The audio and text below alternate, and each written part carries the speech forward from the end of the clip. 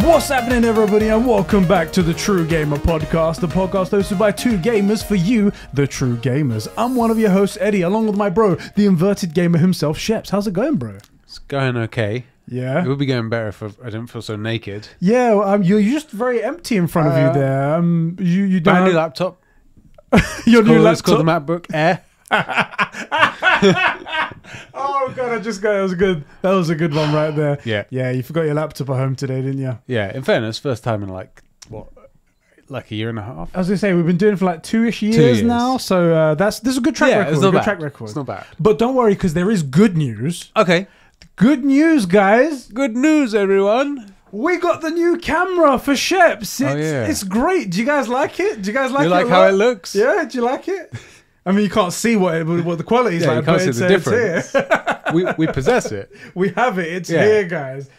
You can't benefit from it, but we have it. Yeah. Exactly. That's the main thing. Yeah, we got it. It got delivered like right before we started working. Literally, what, 20 minutes ago? Exactly. Yeah. Unfortunately, we can't set it up. There's tons of things you need to do before you can get it set up, and we're not going to get to see the benefit of it this week. Not yet. Yeah. So tune in next week for awesome Sheps, or if you don't want to see Sheps' paws, then tune out. Tune out.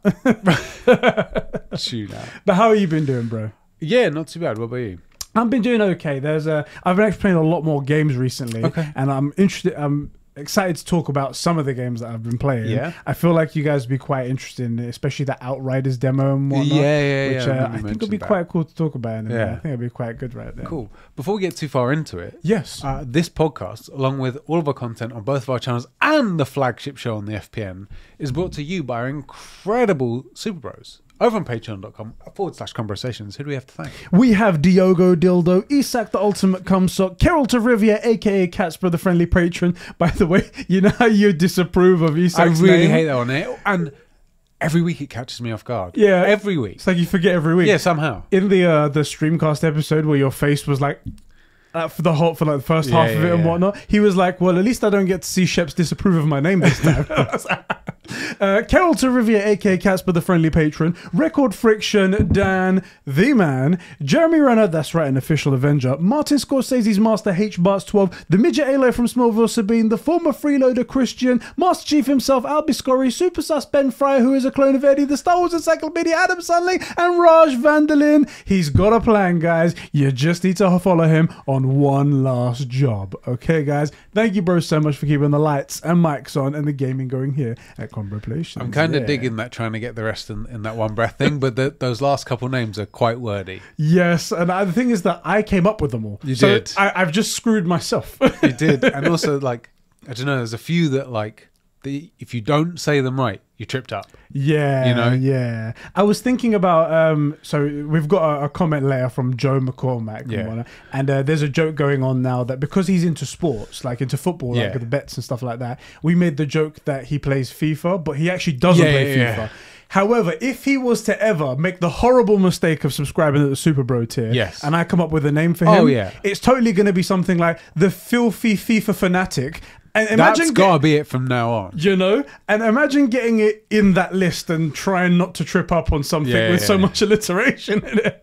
That's so pretty good. I'm screwing myself right there. You really are, but I approve of it. Also, one of these days you're gonna do the Patreon thing. You're gonna nail it all on breath, but then pass out. And that is going to be prime content for me, at least. I'm going to find it really entertaining. You're going to be like, oh my God, okay, how does Eddie... Okay, let me just get the footage and we save that first of all. Give me a second, Ed, 1 second. Okay, now I can call 999. I mean, realistically, I was thinking it's a good excuse to just slap you on camera a few times, trying to bring you back around, you know? As long as I don't witness it, I don't feel it. I mean, that's great. I'll be past that. Fine. The ads. Cool with that. Think of the AdSense like it's just wins, isn't it? Exactly. Wins all round. But yes, bro, we are back at the True Gamer Podcast. Yes. So you remember last week I said that I downloaded but not played the Outriders demo. Yeah. Outriders. I watched some of that on my little... Oh yeah. Why don't you pull up the trailer now and have a little look at that? Yeah. I got my phone, but it's so. It's not the same. Not the same. No. When I first saw the trailer. Yeah. Me and a lot of people were like, "Oh, it looks so generic. It's just so like it's a shooter, third person. Yeah. Clone, yeah. And it's a looter shooter. It's like, I don't know. And then Godfall came out as well, and Godfall was another looter shooter, and it was like, But they came out with a demo, and when you come out with a demo, that shows some level of confidence. Yeah, like here, play the thing we're happy about. Yeah. And it wasn't a beta. It wasn't an alpha. It was a demo. And I was like, interesting. Yeah. And I guess they wanted to get away from the negative press of people thinking it's just generic. Anyway, I played it. Yeah. It's actually really good, in my opinion. I haven't played Mass Effect, but there are people out there that are likening the campaign to the interest level of Mass Effect. Okay, that's pretty serious. I'll give you a little rundown of the intro story bit, because that's where you get to play a little part of the intro and whatnot. Apparently it's like 45 hours long, so good stuff right there. And then afterwards, obviously, it's a grind because it's a looter shooter and stuff like that. Basically, humanity has almost destroyed Earth. And classic. The classic sci-fi thing right there. There's no more resources, and they have to go and try and find another planet. Scientists find another planet that could be inhabited by humans. It's like there seems to be water and air and stuff like that. The few essentials. The few essentials for human life. Yeah. And you get sent off on like a giant ship who has a bunch of people in it, like scientists, builders, engineers, all that kind of stuff, and a select few people who can go down to the planet when you get there and set things up for those other people. Now the other people are all in cryostasis, so they can't like talk to you or anything like that. This sounds almost identical to Pandorum. If anybody's seen that movie, it's freaking brilliant. It is the beginning of that, basically, right? And you go there, and they immediately start to like scout out. They go and look for some probes that they sent before, so they can get information from it. One of them's making some weird signals and whatnot, but they go for it. And it turns out there's this black gunk that when they get near, either it immediately kills you, it turns you into like some light and you just disappear from existence, or it gets absorbed into you and you either get sick or you get powers. Venom. Basically, right? It feels like Venom, although it's not like another person, another entity and whatnot. Eddie. I can do the voice quite well. So. Anyway, it was very interesting, and there's other people, they call them altered, when you get altered by this thing and whatnot. Anyway, when your character gets infected, they don't have the medical facilities to try and treat you because they've only just landed. Right. So they go, all right, crap, we're going to stick you in cryostasis, and then when we can, we'll pull you out, and then we'll try and get you... Right. Get you the medical... hospital thing. Exactly. And something happens in between that time where all hell breaks loose, where I think the main guy in charge calls everybody from the main ship down to the planet, even though everyone's saying, no, don't do this. Right. This is a bad idea. Clearly our data was wrong. Anyway. You're not seeing the Venom species here? The stuff, you're not seeing any of that. Anyway, it's fucking people up. It's killing people. Some people are sick. Some people are turning into superpowered mutants or whatever. Anyway, she gets put in, and then when she wakes up, well, I played as a woman, you can play as a man. Whichever, and whatnot. The character. Exactly. When your character wakes up... Is it first or third person? Third person. Okay, so it kind of would matter, yeah. When the character wakes up, it is almost like they built Earth, but then destroyed it again. Right. It's like in Futurama, where you watch it, like everything build up, the aliens come and destroy it, and it gets built up again. It's like that. Yeah. Apparently 31 years have passed in that time. Okay. And it's basically a group of people who are just trying to make something work, but it's never going to work, clearly. Right. And another group that are just like, you guys brought us here, you've completely messed up, we're just going to do whatever the hell we want, and start like killing people whenever they see them. Yeah. Exactly. Helps the species. Yeah. Anyway, that's as far as it goes. And you do fight some altered people, some altered bad guys, and some bad guys got some like electric powers. Cool. There's one guy that's got telekinesis, and he's a bad guy, but he's fighting for a good reason. Okay. It's very intriguing. Like an anti-villain almost, instead of an anti-hero. Yeah, he doesn't do what anyone asks, but he has an objective. And if your goal aligns with his objective, then he's there to help. Right. But then other times he'll just be like, strangle, throw to the side. Cool. Right. Yeah. So anyway, the story intrigued me from the get-go, and I was like, ooh, this looks good. Yeah. Few little things. The audio is not at all in sync with them talking at the moment. Right. Oh, so they'll be like... And then it'll be talking and stuff like that. Okay. And sometimes... And the audio goes up to the end of the scene where like it changes camera perspective, and sometimes the sentence will be halfway through and it will just cut off and go to a new sentence. And I'm like, I can't understand the story if you're doing this, right? That sounds frustrating. And the gunplay is good. Okay. However, you can't adjust the sensitivity when you're looking down sight versus when you're third person. Right. It's either all 10 or like all 1. You can't be like a 5 when you're hip firing and like a 10 when you're ADS. Exactly. So I like turn down the sensitivity a little bit so I could, when I'm ADS and I'm not going like this. But then when I'm third person, I'm like, and I'm like, God damn it. Corwin played it, but he played it on PC. Right. And PC's based on your mouse. It's not about sensitivity. So it's all the same. It's perfect that way. That's why I've always said the mouse is great. It's just too bad it's tied to a keyboard. Was these elite? Nah. I'll have you know. So nah, I don't know about that PC peasantry. But anyway, I've played it. It is very, very cool. Okay. I even pre-ordered it for day one. Interesting. Okay, that's how much I liked it. So that's something I mean, just so you know, it's nothing like the story of Mass Effect. I get that it would be similar, but you just said some people are likening it. That's to what Mass they're Effect. saying, that's nothing like what Mass Effect at all. But do you reckon they meant like as hype levels? Maybe, or it could be to do with the fact that it's like a sci-fi and the way it plays and the intrigue in the story. Could be that. Off the top of my head, I can't remember Mass Effect 1's story. Well, that's good because you're going to get to play that Legacy Edition. Yeah. The second I sit down to play it and remember it, like play through it, I'll remember it all again. But for now, I can't seem to bring it up. But there's a lot of intrigue in that, and like, this isn't Mass Effect talk, never mind. But it's good that that's like interesting for sure. Yeah. Because I thought it'd be more like Destiny than anything. Yeah, I think so this was the campaign part, right? And I have to say, while I did like the campaign of Destiny, it was very much in the cutscenes. Like the cutscenes were the thing, and they used to do this other thing on the side. And granted, this has got quite a few cutscenes as well, similar to Destiny. I feel like the story's a little bit more meaty. Yeah, maybe it's because I'm an actual character, and in Destiny 1 and for the majority of Destiny 2, silent, just head. That's it. And then just hero. Exactly. Whereas this, you're like an actual character. Maybe that's what it is. Okay. But I liked it. I've seen the forums of people on like Reddit and stuff like that. They're all like, "Oh, bro, I've got my maxed out gear," and I'm just like, I haven't got any of that. It's a demo. Yeah, I haven't. Demo. But do you think they're going to do the Fortnite thing where it's like the multiplayer's always in demo? Oh, could you? You know, I think only Fortnite can get away with that. Guys, we're still in beta. It's early access, guys. Early access. It's been like this for 7 years. $200 million months. But early access. Anyway, I've been playing that. It's been really cool. Have you been playing anything interesting? Do you know what? I keep meaning to test stream because that's right. I've noticed in one of the last things that I was all the way back here, and the audio wasn't there. I keep meaning to do a test stream because a little bit of me does want to play Final Fantasy Remake or some of those silly weeb games. That I actually don't play a lot of them anymore. Like, I haven't played a Final Fantasy since 10 Part 2, which was so awful. So bad. It broke your heart so much you never could play another one again. It really did, because there were some of those characters that you love. So I kind of want to do that, and there is talks that they're going to remake like 10 and things like that.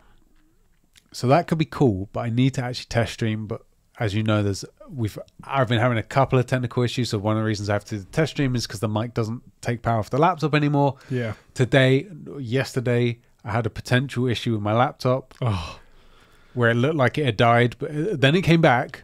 But I'm just a little bit afraid. So I haven't yet. I think Crash Bandicoot is on the PS Plus collection or PSN store. Well, I think I saw that. Or is it coming out this month? Something like that, and I'm kind of intrigued. The new Crash 4? Crash 4, that's it's coming out soon. I'm kind of intrigued to play that. Yeah.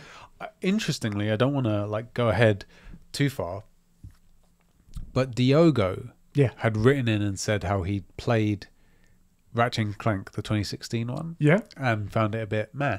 Oh. Well, so I want to cover this. Okay. Ratchet and Clank games are all sort of like much of a muchness. They don't make a bad one. There's just ones you don't prefer. In my opinion, 16 is one of the weaker ones. and it's the game of the movie of the game. Right. So you're kind of going in not Ratchet and Clank aren't Ratchet and Clank yet. They're having to follow a path because of this movie thing or something? Yeah, kind of. They're having to like meet up for the first time and develop a thing, whereas in the other games, even if you start halfway through the franchise, you do the tutorial level or whatever, and now you know it, and there's this fully fledged relationship that you pick up as you go because it's not it's not super advanced, right? Yeah.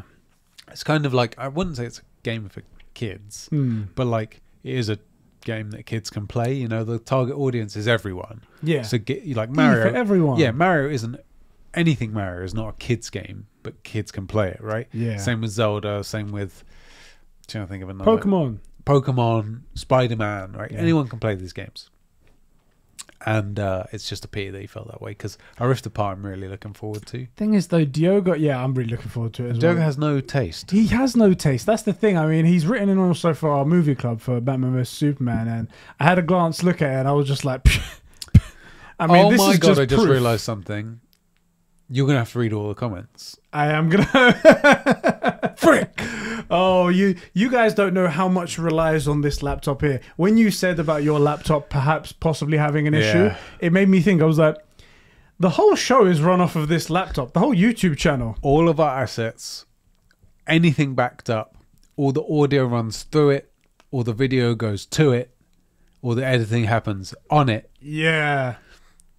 It's our... Guys, we need money to buy another computer just in case this all dies. Oh, I don't want to use a PC. Yeah, you can't use a PC, especially after going from Final Cut. You can't go to anything like Premiere, exactly crashing all the time.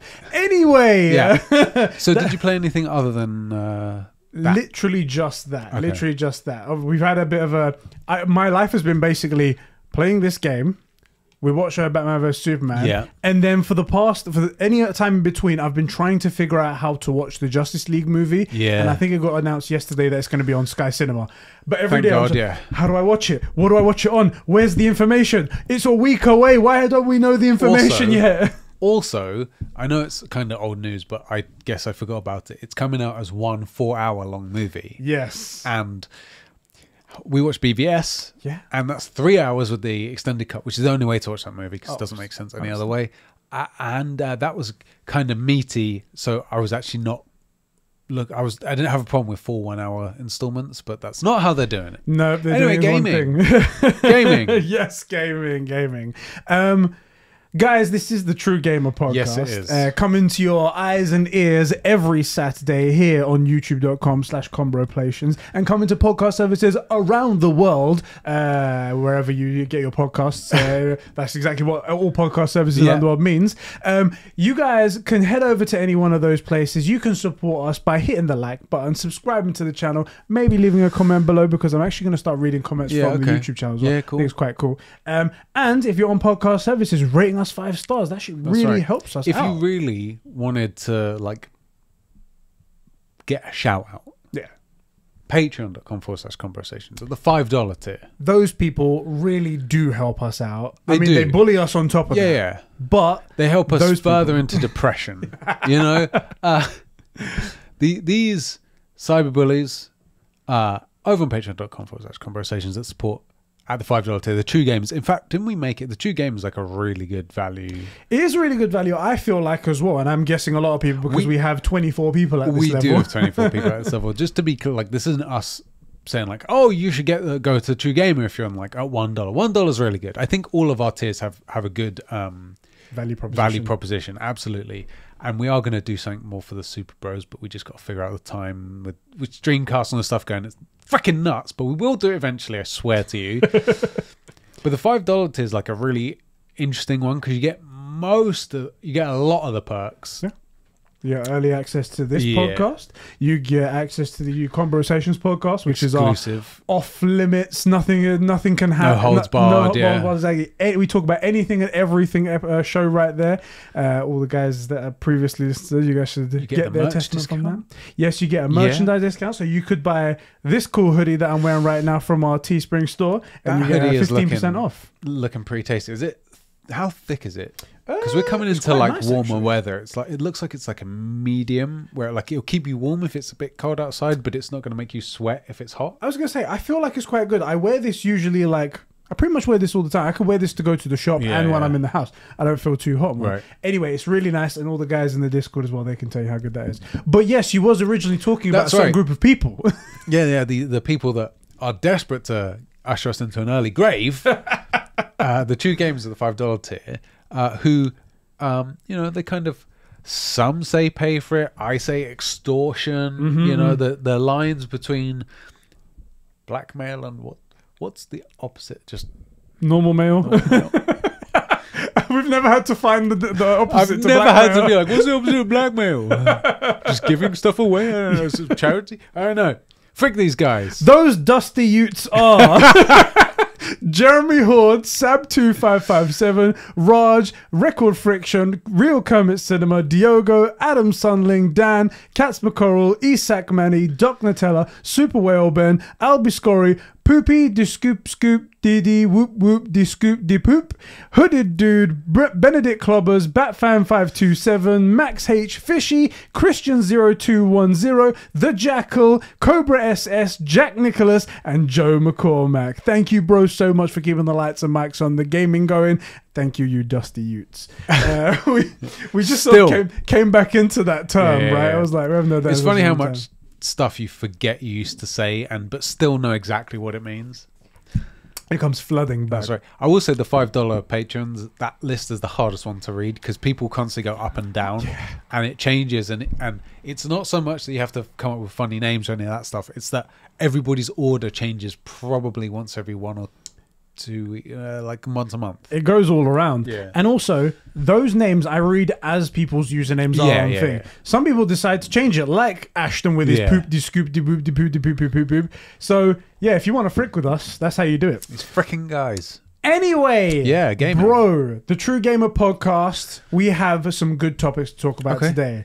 I'm going to kick it off with our big topic, probably our topic of the show, the one in the title. I don't know if it is, but you'll have to tell us afterwards. We need to start doing better with clickbait titles. I'm going to start picking up the back end. I think you should. Don't worry about it. I'm going to focus on your back end a bit. Focus on my back end, please. Please. It needs a bit of attention. Anyway, the topic of the show. Yeah. Microsoft's acquisition of ZeniMax is official and has been finalized, and Bethesda is now officially part of Xbox's game studios for $7.5 billion. After many weeks of thinking, is it going to happen? What could happen from this, etc.? It is officially through. And Xbox put out this statement, which I want us to talk about. This is an exciting day for Xbox. Today we officially complete the acquisition of ZeniMax Media, parent company of Bethesda Softworks.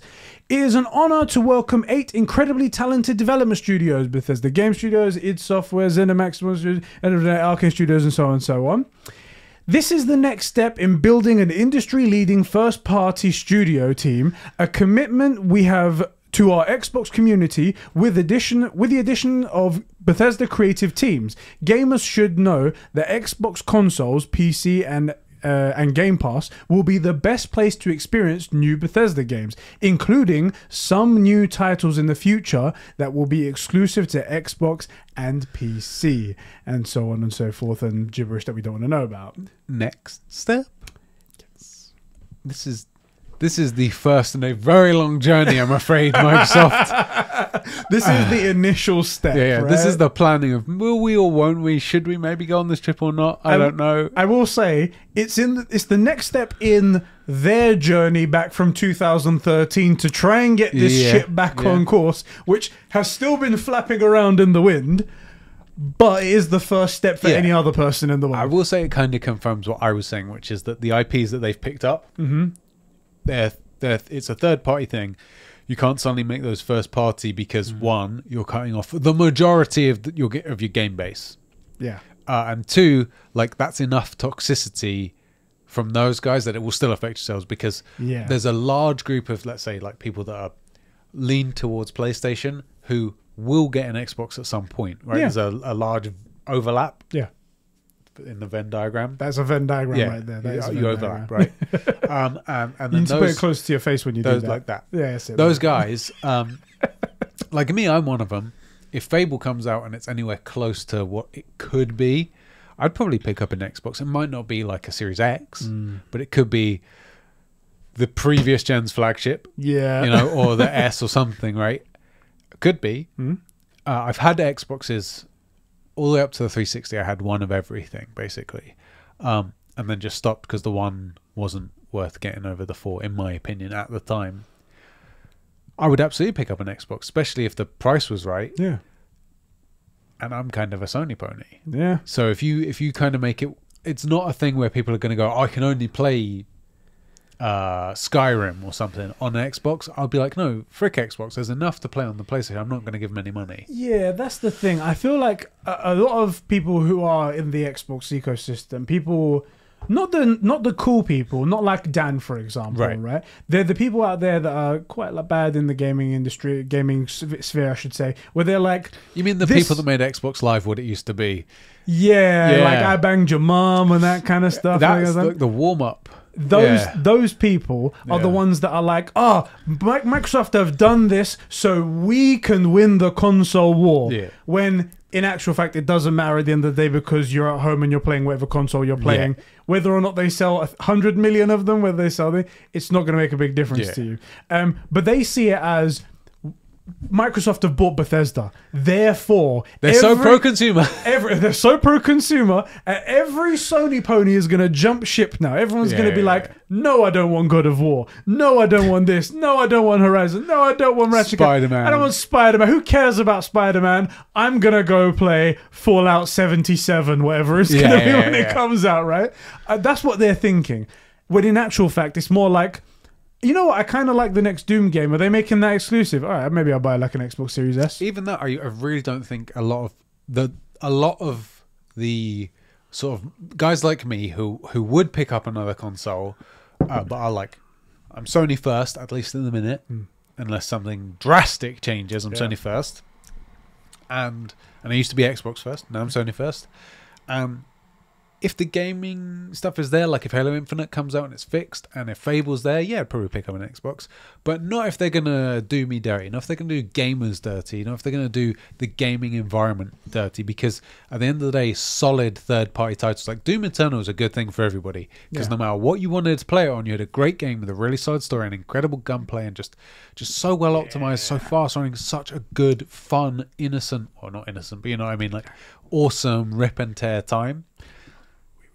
We can't say we like any Bethesda games anymore. We're Sony ponies. We can't say that. I mean, it was such a crap game. And Doom was awful. id Software they have no idea what they're doing, honestly. Awful, just awful. Just game. terrible. They're not even a solid brain between all of them. Agreed. I think it was Dan that was like, I think I was joking about how Xbox goes, if you were stuck on an island with one Bethesda game, what would it be? And I was like, does it have to be Bethesda? I'm already on an island suffering. And then Dan was like, didn't you like Doom? And I was like, no, as of yesterday, they were awful. Right. Anyway, sorry to interrupt you. No, just my little tirade that, like, if these things are third party for a reason, and it's not just good for them to have them third party because the majority of people aren't on Xbox, right? Just in the console war, there's more people on... Or name anyone else. Yeah, it's just the. I think Nintendo is slightly ahead of them. I mean, granted, they came out like 4 years ago or something like that. But it's the Switch. The Switch, when that came out, wasn't cutting edge. Yeah, you know, it wasn't saying. I should clarify. It's probably got less. That's it. I should clarify my statement. What I meant was that this time, I said 4 years, but I've completely mixed up the message. In like the launch of the Switch. Comparison to the launch of the Xbox in the same time frame, I know Switch was a bit more than thing. The Switch's launch did better. Yes, just slightly better. And at the time, it wasn't cutting edge. Exactly. Like right now, the PS5 is cutting edge tech, and Xbox is supposed to be. It's supposedly even more cutting edge. It's weird because it's like, I'm not trying to pat myself on the back here, but I said one thing accidentally that was really good. Yeah. Which was that Xbox feels like it's the next generation and the PS5 feels like it's a new species. Yeah. Like it's so different. And I mean, not like it is an alien technology, right? But like the way the SSD functions and all the stuff and all the things they've worked with the DS5 and the 3D audio and all this stuff, it feels like it's such a huge leap forward where the Xbox feels like it's just the next one in the line, which isn't to say the Xbox isn't a good console, because I'm sure it's great. Nothing to play on it, but I'm sure it's like as hardware, I'm sure it's really good. In terms of hardware, sorry, I'll cut you off. I feel like a dickhead when I do that. No. You would have no idea what it feels like to be cut off by somebody. So it's never. I was gonna say, when it comes to hardware, one of the main things that really like gets to me when we talk about like Xbox consoles is that I don't feel like Xbox really are in the game of making consoles and selling consoles. They're very much trying to sell their services, Game Pass to that, which they can both coexist. However, I don't feel like they are trying to coexist. Everything they do is trying to push the Game Pass service. And whether or not you buy that on PC, whether or not you buy that on a previous gen Xbox, whether you buy that on the current Xbox, they don't really care. And I can't get behind a company that doesn't care. I know what you mean. It's kind of telling what their parent company is, because Microsoft is a service company. A software service company, and Sony's a hardware tech company, and it kind of shows in their thinking for the next stuff, which is nothing. To be clear, there is nothing wrong with the Xbox as a unit of like hardware and stuff. It's fine, but it definitely feels like, in comparison, it's maybe not that they phoned it in, but rather that Sony really went out of their way to outdo everybody else. That's what I think it is, because like the DualShock, DualSense, I mean. That alone is just like a master-crafted upgrade, right? But it wasn't necessary, didn't need to be done. If we'd have got a DS5, like an actual DualShock 5, and it was just the same kind of thing but updated styling, I don't think anybody would have cared. It's just that they went way above and beyond and made this thing, and it's brilliant. But what did Xbox do? Nothing. It's like 1% different. It draws a massive comparison. Like when you put something really nice next to something that was just the same, it shows the big difference between them. And that's with the controller was the first thing that we noticed. We were like, oh my god, the PlayStation controller is so cool, it does all this. What does the Xbox One do new? Nothing. It's got a create button, the share button. That's it. The Nexus button. Everyone, by the way, in the chat when we did that, they were like, it's got a name? What? Yeah, I didn't know that. I have had Xboxes since the original Xbox, and I had no idea that had a name. Nobody cared. Nobody cared. I think it's little things as well, right? Like the 3D audio. No one cared about audio. No one cares about audio, really. There's a few really keen music nerds that care about audio, right? And like musician grips that set up freaking concert stuff. Those are the two people in the world that care about audio and stuff. It didn't need to be done. And it was a ton of effort. And I don't know that in this sense they'll like reclaim it, but just in the hidden sales numbers of like, I just like playing on PlayStation. I just feel like I get a better gaming experience. That's in the DualShock, the DualSense 5. That's in the 3D audio. You know, that's what it will be. And we said as well, like when the controller came out, it was like, do you reckon there'll be reviews that come out and say we played it on the PlayStation because you get all these like little extra features that make it just a little bit better? And I think that's what's going to happen with a lot of things. Probably in a year or two, I think, when those cards become useful, because we haven't used them at all, really. I know, there's like 2 games that use it, really. And also, for guys like you, and there's just some freaking nerds that are platinum whores. But that's the only way to play the game. What are you playing games for? For fun or for trophies? Well, Come loser. On. Losers like, out I can see that being really useful for that, or really useful for like in-game challenges and stuff, and it's just not being implemented because the majority of games aren't really. I think Ratchet & Clank might be one of the games that uses it. I hope it is, because it seemed like quite an interesting feature. There's a bunch of features that we just don't use at the minute, which I hope become more like prevalent. Let's get back to the Bethesda talk. We did go off, but we're still in the same sphere, so that's cool.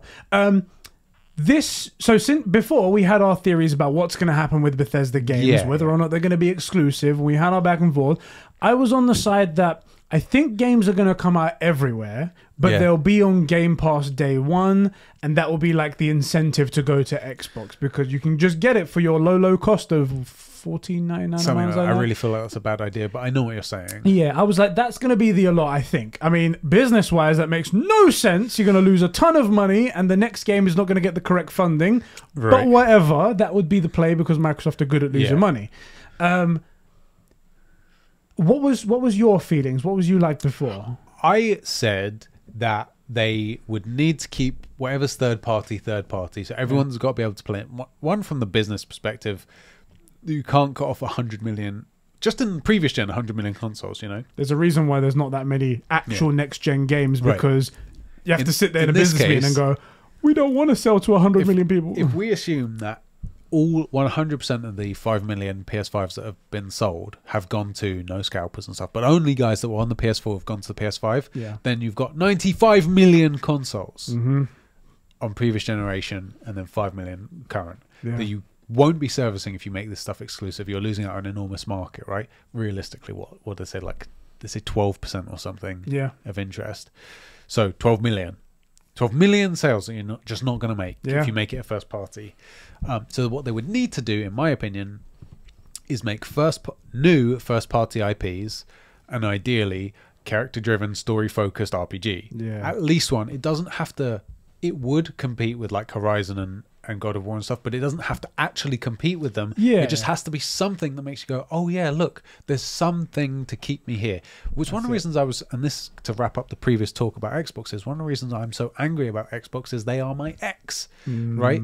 And if I Facebook stalk them, or Instagram or whatever, and see what they're up to now, it's not even fun. Yeah. Right, because there's nothing there. Like I had really high hopes. Again, wasn't going to get an Xbox for at least 1 to 2 years. Medium. I really wanted that to be a strong contender for Xbox, where you could go look at this incredible story and this really interesting feature that that's never been done before, because that feature hasn't been done before. Yeah. And they can say like it can only be done on the Xbox. I don't care, but like show an interesting story, ideally an incredible story, but just a good story with some cool new features. Like, man, that does look good. What's the other stuff? Yeah, what else is coming out on Xbox? I would love a world where I'm like, which one am I getting first? Yeah. Or like, oh crap, if I sell this thing and I do that and I pick this thing up, I can probably get them both. I want a world where I'm doing that, and we don't have it. Yeah. And we could, and I'm hoping, I really hope that they keep all the IPs that they have third party and just make the money, and that gets funneled into a brand new IP of. Okay, look, it doesn't have to be God of War. That would be the smart way to do it, actually. That the games that are currently established, like the Fallout, Doom, Elder Scrolls, stuff like that, continue being everywhere, get the money in, and then that can fund an epic single-player RPG that then makes the name for Xbox. Exactly. Like Starfield, for example. Starfield, this brand new thing, it's amazing, and it was all funded by this, or the next thing, whatever it might be. Even reboot an old IP. If they haven't made a game in like 15 years of like, Doom's a bad example because they hadn't made a Doom in a very long time and they brought it out and it was a third party. But if hypothetically, if this had gone to 5 years ago and Doom 2016 came out and it was an Xbox exclusive and it was that good, like no one's going to be salty that a Doom game that was, what was the last one made, 2001 or something? Yeah, a long time ago. Cool, like, let us know. Yeah, like no one would be upset that was a first party, right? Microsoft bought them, they brought it out. Wow, this game's really good. Yeah. And then Doom Eternal, like, man, maybe we should get an Xbox. Yeah. If those two games were on there and they were as good as we know that they are, I probably would have bought an Xbox One for them. I think Doom Eternal, after seeing the reviews being so glowing, I'd have been like, damn, maybe we're sleeping on this. Maybe we need to get an Xbox. I'm looking for that same excuse as well. But that was our feelings before. Yeah. This new statement basically doesn't say anything. Yes, this is typical Microsoft. I love Microsoft. Phil Spencer, I played lots of Elden Ring. It's really good. Oh yeah, totally, definitely does. You've played dick all, bruv. Game exists. Even if it exists, you've played shit. You ain't you would likely hold a controller the wrong way up. I'd bet money you've done it. This statement, again, like I've said it before, how I don't really like Phil Spencer because he talks a bit like a politician, and this statement, it sounds like it's just a rearrangement of the words that he said before. Yeah. And I'm like, you didn't give us any information, and all of this statement as well can completely be seen from both ends of the spectrum. Any way you want it, yeah. Let me read this short bit for you again. It goes, okay, and Game Pass will be the best place to experience new games. They've said best place before. Yep. They didn't mean exclusive because they want to project that Xbox is the best. Come to Xbox because we're the best. Yeah. They could have said the only place, and then you would think, okay, exclusive. That's what we know that now. Yep. But they didn't say that. But again, you could be an Xbox fan and go, the best place. That must mean all the Bethesda's only place to play. Exactly. Yeah. You see what I'm saying? They do it very specifically. And then this last bit, the best place to experience new Bethesda games, including some new titles in the future that will be exclusive to Xbox and PC. Some new games. Now, is that games that haven't been announced? Is that games that are coming but haven't been released? Ones without release date? What does any of this mean? It's just as ambiguous as before. I really worry about this coming to Xbox and PC thing. I feel like it's such a instantly shackling yourself with a. I'm trying to. There's an expression in it. What's the thing? Ooh, I'm trying to weight around your neck or whatever it's called. Like throwing yourself in the water. And like, yeah, something like that. Like you're instantly starting with a disadvantage if you're trying to compete with the PlayStation. Because it's not exclusive to Xbox. It's Xbox and PC. And that's why I'd pitch the idea of like, something comes to Xbox, an Xbox Game Pass, and then 3 or 6 months later, everyone PC get it. They've screwed themselves. They've done this to themselves with the whole Play Anywhere thing. Now, don't get me wrong. It might pay off on the back end. That's fine. Does it? Do we know? We don't know. They don't even tell us how much money they're making off of Game Pass. They're just like, our revenue for services, Microsoft-wide. Right. It's like, hold on a sec. Could you get any more vague? We have this many active users on Game Pass. And everybody assumes $14.99 a month times this many people. I saw a picture in America of a Cheez-It packet that gave you 3 months of Game Pass away. A Cheez-It packet. There you go. Anyway, they leave it really vague, and that's why they can mask that stuff. But what was I saying just before that? It was about like the numbers or something, right? Yeah, we don't know how much they're making. Phil Spencer's comments about... I think I've lost what I was gonna say, but anyway, it's so ambiguous, and I it's one of the reasons why I really don't like this whole thing. It's just give us the information, bro. I feel like it's not the ambiguity. Yes. There we go. It's a tough word. Speaking on camera is tough. It is bad enough, but I feel like if they came out even. You don't have to come out like you don't have to be Conor McGregor shit talking, but like Kojima, it'll be the best Stranding game ever. Yeah. Right. So be like super confident about your thing and really big up your thing. That I can at least respect. Yeah. Even if I don't believe it or think you're full of shit. But to like make sure you never say anything that can be taken any one way in particular, or anyone can spin it another way. That is actually as bad as saying something, right? And ideally, you say something and people run with it, and you're like, "That isn't what we meant. Come on, don't be stupid." Well, of course, we meant this, because it'll get saying the wrong thing. It lets people take what you said and run with it, and that's never good. Controlling the message. There's a saying, controlling the message. You're supposed to do that. I remembered what I was going to say. So about publishing on PC and this whole Play Anywhere situation, we don't know how it's done on their back end, how it's affected them and stuff like that. But they've locked themselves into that, and they cannot turn back. Yeah, it's their model. Because they've pitched it as, we are so pro-consumer that we are doing this for you. So if ever they were to ever say anything different, they're immediately anti-consumer. Yep. So they can't do anything. Yep. Whereas PlayStation, the way that they're doing it is, we're not going to promise you anything, but we make 2 years incredible later, games. It's like 2 years later, we might put that game on PC. Days Gone was 2 years later. Yep. Horizon, I think, was like another 2 years later. 2 or 3 years later. We're not promising the whole catalog's coming, but every now and again, we might chuck this game on there. I honestly feel like God of War shouldn't ever make it to PC. One, frick PC, peasants. I think we did it in synchronicity. That's going to make it a gift. I hope so. Frick those guys. But also, like, that's tied to PlayStation. In a way that, although Horizon is, not quite so much. Like, Horizon's a really good game that you could only play on PlayStation. God of War's like the best game they ever been made. Yeah. And I do my whole like, it's up there with it's the best game that's ever been made. It is, and it's like this incredible story. Everything's right about it. Everything. It has everything you need, which is endless side content.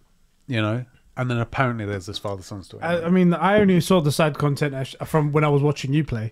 So yeah, that's all. But so like, I feel like a few things shouldn't, like that Spider-Man games. Saying one, I don't know if they would actually play very well on PC. They might, but I feel like something about it in the controller seems to work, right? Yeah, you can play a controller. Yeah, of course you could. I just feel like maybe they just if you want to play Spider-Man, you need a PlayStation, man. Yeah. And there's nothing wrong with that because nothing had to come to PC. Yeah. You know? And they never said, all these games come to PC after... No. We're going to here's Horizon because we feel like you get to play it. That's the best way to do it. Yeah. Just one day, just go, okay, this is going to be available this spring. Which is why we never promise anything to the frickin' patrons. Frick them. We never promise anything. Therefore, you can never ask us for anything. That's right. You dusty utes. I'm so glad we've rediscovered that. I have a feeling that God of War will come to PC, by the way, just as a side topic. I think here. You're right. I think it's a terrible mistake, but I think you're right. It's all going to be for... I can't wait to see the graphics. Oh, my God. Oh, my God. It will be a sales tactic to get people to buy more PlayStations to play God of War Ragnarok when it comes out, whatever it's going to be called. Corey Borlog, tell us the goddamn name. And I don't think Spider-Man would. I feel like Spider-Man is a big enough name that just the photo modes out there are enough to make people go, God damn it. I bet Spider-Man was the reason why a lot of PC players have a PlayStation. I mean, photo mode is one of those weird surprise marketing tactics I bet no one thought of. They were just like, we'll do it, we'll put it in, it'll be cool. Yeah. Mate, what a way to pump your game without... some of those photos, by the way, are absolutely incredible. It's like free publicity almost. One of my big issues with God of War, and the same reason that I haven't played the PS5 update, is because I feel like the Leviathan axe, that thing is so satisfying to use, even with the DualShock 4, that playing it on PC, you are not playing God of War. You're just watching God of War be played, and you're kind of in control of it a bit, right? And I don't want to play God of War again until I get the full DS5. Like that haptic feedback, because I feel like I know that it exists, but it hasn't come out yet for some reason. It might not. It might not. And if God of War 5 comes out and doesn't have it, which I think would be a huge mistake, but if it did, I'd go back and play 4 again. But I feel like I know it exists, and until I get that, I just don't want to, because I have to play it again anyway. You know, you'll have to go all the way through. Of course I will. You'll have to do all of that side content again. Exactly. That is actually also defeat all of those Valkyries. Wait, what's that? What happens later on? We meet the... You joke, but when I replay games, I do often do a lot of that stuff again because in my mind I have a built-up memory of how it is to face a boss, and if I go in without having done all the grinding that I've done, the boss is way harder, and I don't mind a challenge, but I'm one of these people that thinks games need to be... there's a right difficulty, and going to like Ultra Nightmare, Max Hardcore, like if they even look at you the wrong way, you're back to the beginning, delete your saves, that's no fun. Right, but if you put like The Last of Us on easy, and you find like 200 rounds of shotgun ammo everywhere and heals and food and all that stuff, that's not fun either, right? There's a point where you do have to balance your resources, but you never completely run out. You're never going to be stuck fighting a bloater with one pointy stick, you know? I don't know what you're talking about. That is exactly the way that you should play games, guys. Grounded mode for life, no other way, guys. Like you should never get to the end of like Uncharted and have like 4 bullets and 7 enemies. Do you know what? That was genuinely Uncharted 4. That was exactly what happened to me. So I got to this one point and I had little ammo left, and I had to take out, I think it was like 6 people. And I was like, if I headshot them, then I can take them out with 1 bullet. And I got it down to a point where I was like, bang, bang, oh shit, bang, bang, bang. And I must have spent maybe 3 hours trying to get these 6 headshots back to back. And they're like moving targets and stuff like that. And after I was like, yes, I got all of them. And then one of those medium level bosses comes through and I'm like, no, and then I had to lower the difficulty, and then I could right, exactly. And I felt like less of a man, like you, basically. Exactly. That's what I'm saying, is like, and don't get me wrong, like if you kill a couple of enemies and you can pick up their weapons, so kind of okay, right? But if you're in a game where, like The Last of Us, where resources are scarce, and that's kind of the point. Resources need to be scarce, but they need to be there. You know, you can't spend 5 hours searching, and what you end up with is one rusty lunchbox with a half moldy sandwich, and you feel like you're the king of the world. You know, you're like, yes, penicillin. Yes! You know, like no. You need to be able to find like 3 shotgun shells and like half a rag and like a pair of scissors over the course of 5 hours, you know. None of that sounds good to me. I need to be constantly looking for resources and fucking not finding any. Right. Half a rag. Oh yes, a dirty boxer. In fairness, again, and this comes down to game mechanics. Yeah. The Last of Us, you don't get XP, right? Yeah. So the more combat you win, it doesn't benefit you in any way. No. So there's plenty of reason to avoid fights if you can. Yeah. Which is fine. But if you have a game where like that isn't exactly the way it works, so like God of War, I wouldn't say you're like rewarded for fighting. Like there is an XP. There is XP. Yeah. Oh yeah. Is there? Yeah. I think you only use the XP to unlock like abilities. But That's right. Yeah. So like it's not there's like a massive incentive for combat, but the game is about combat, right? If you channel your game like The Last of Us pretty well, where you don't gain anything for killing stuff. And resources are scarce, well, maybe that's kind of a hint, right? Maybe don't fight every single thing you see. Yeah. Fine, fair enough, cool.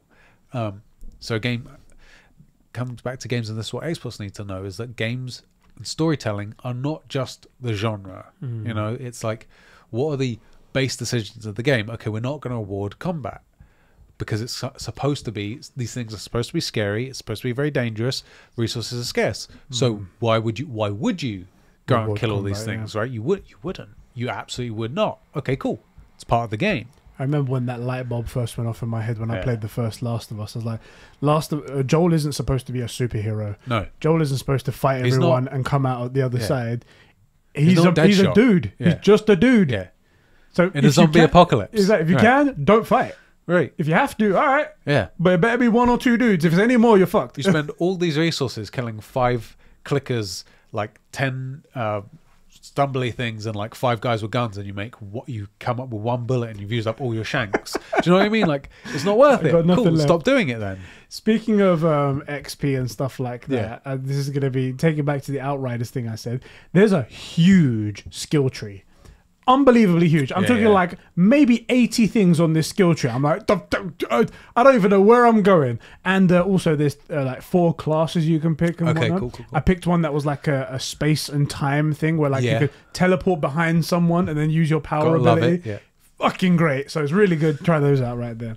I feel like we talked a lot about Xbox, a lot about other stuff as well. I don't think our stance has changed much. Don't think so. Although I did like your idea where you just said like, current games that are known IPs, keep them on multi-platform, let them fund the single-player games that then will make Xbox known for what they are. And I gave them an out, right? If they don't have any brand new ideas, because good new ideas are thin on the ground, fine, fair enough. Revive something old.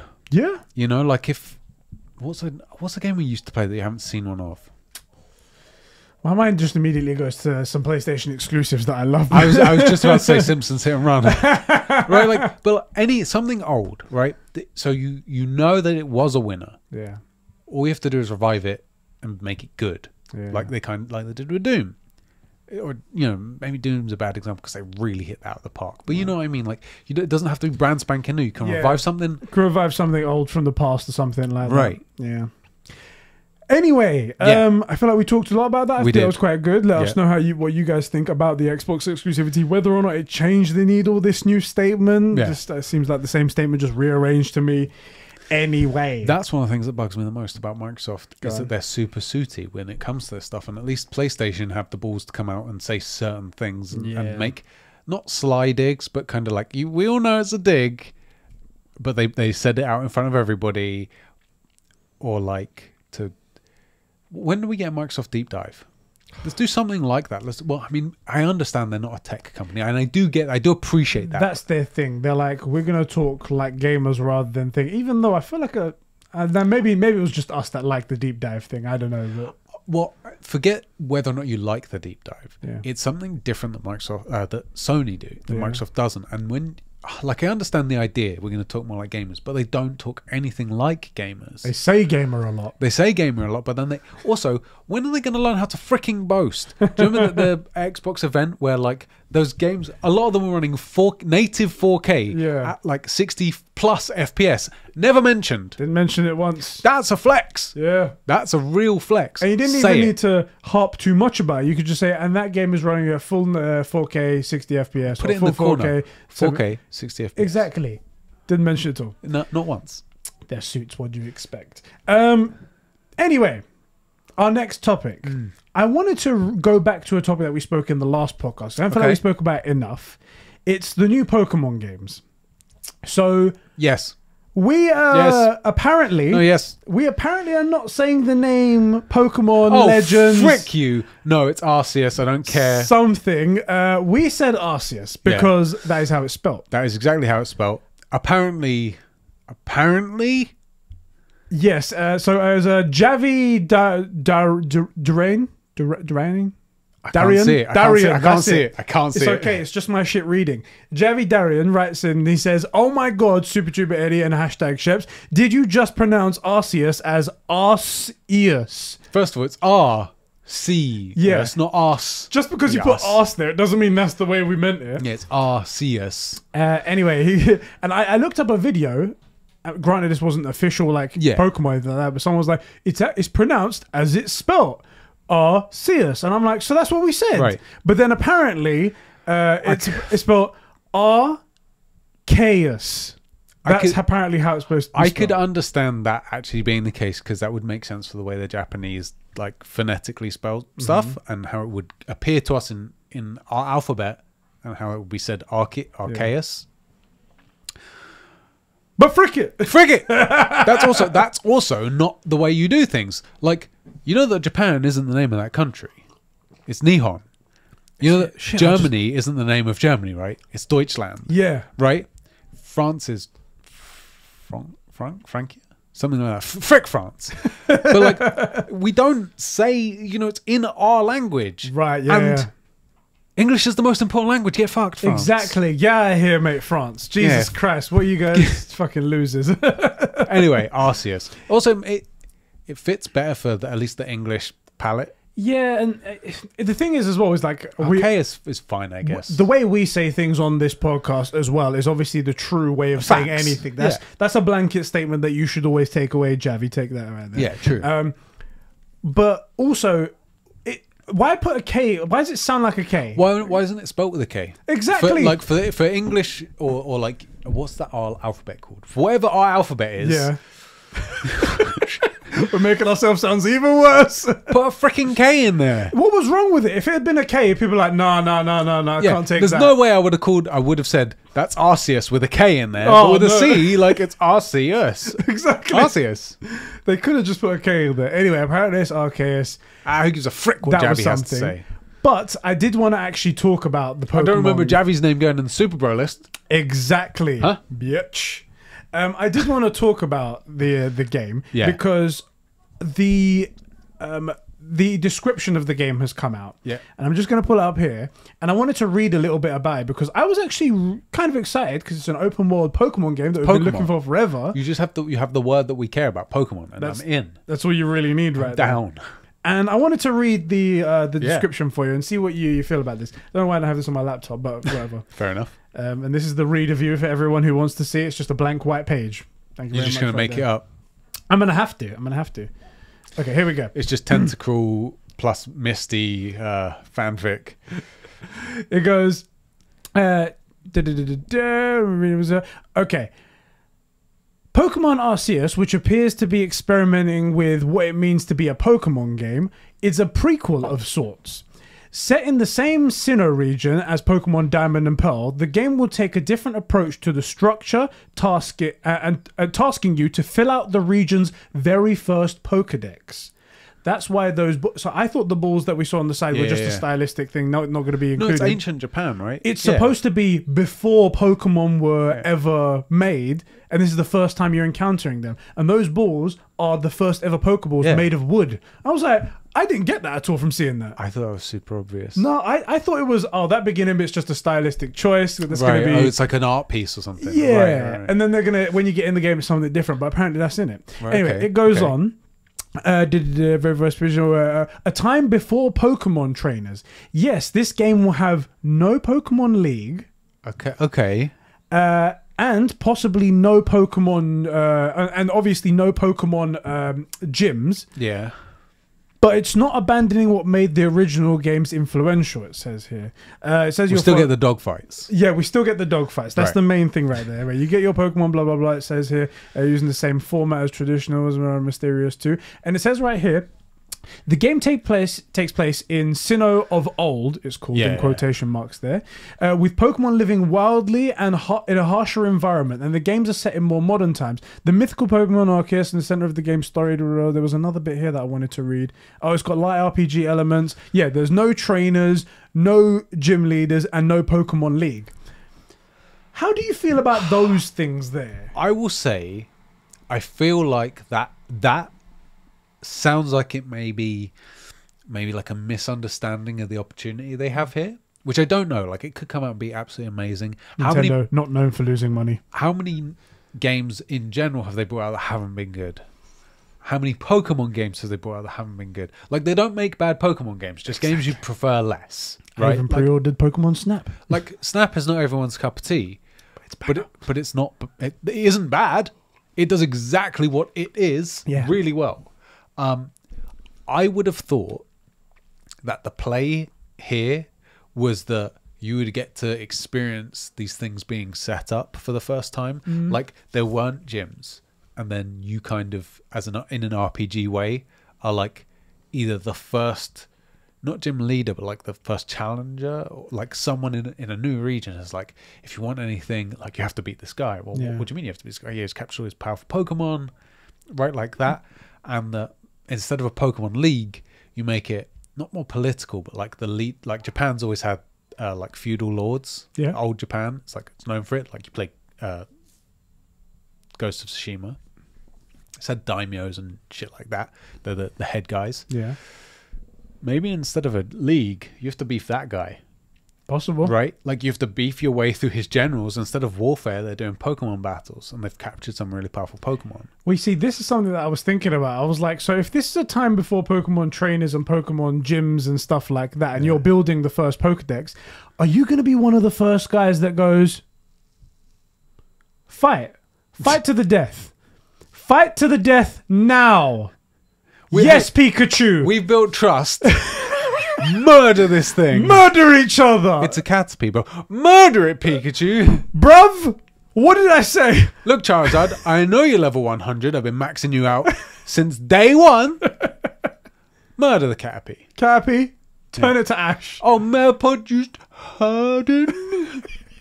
Firecross. So are we going to be the ones that introduce the dog fighting into Pokemon? I mean, we can only hope. We can only hope for such a thing, right? I have to say, I've got a bad feeling. I know what you mean. When they said no gyms, no trainers, you're essentially... I like the bit where they said you're building the first Pokedex. That's cool. That's cool. I want to go out and do this adventure. It definitely... But the other stuff, I'm like, Yeah, maybe I'm going to choose to believe that's a wording thing, where it's like, there aren't any, and you build them up. Hope so. Because we know where Pokemon goes. Right? If this is like a historical version of it, building first Pokedex makes sense. Finally figuring out Pokeballs makes sense. Yeah. What happens now that we have a culture that can kidnap and force animals to do what it likes, right? Like, what happens, and we know where it ends up. So maybe we get to see that society build up.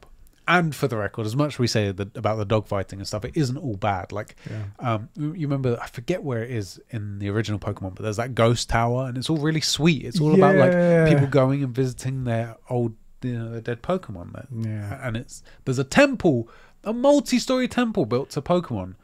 You know, like, it isn't just dogfighting, and I would like to see that relationship develop, and that like symbiotic relationship affect the culture. I'd like to start the game with like, oh hey, you know, this Pokemon, we figured out a way that you can capture them, but we don't really know what happens.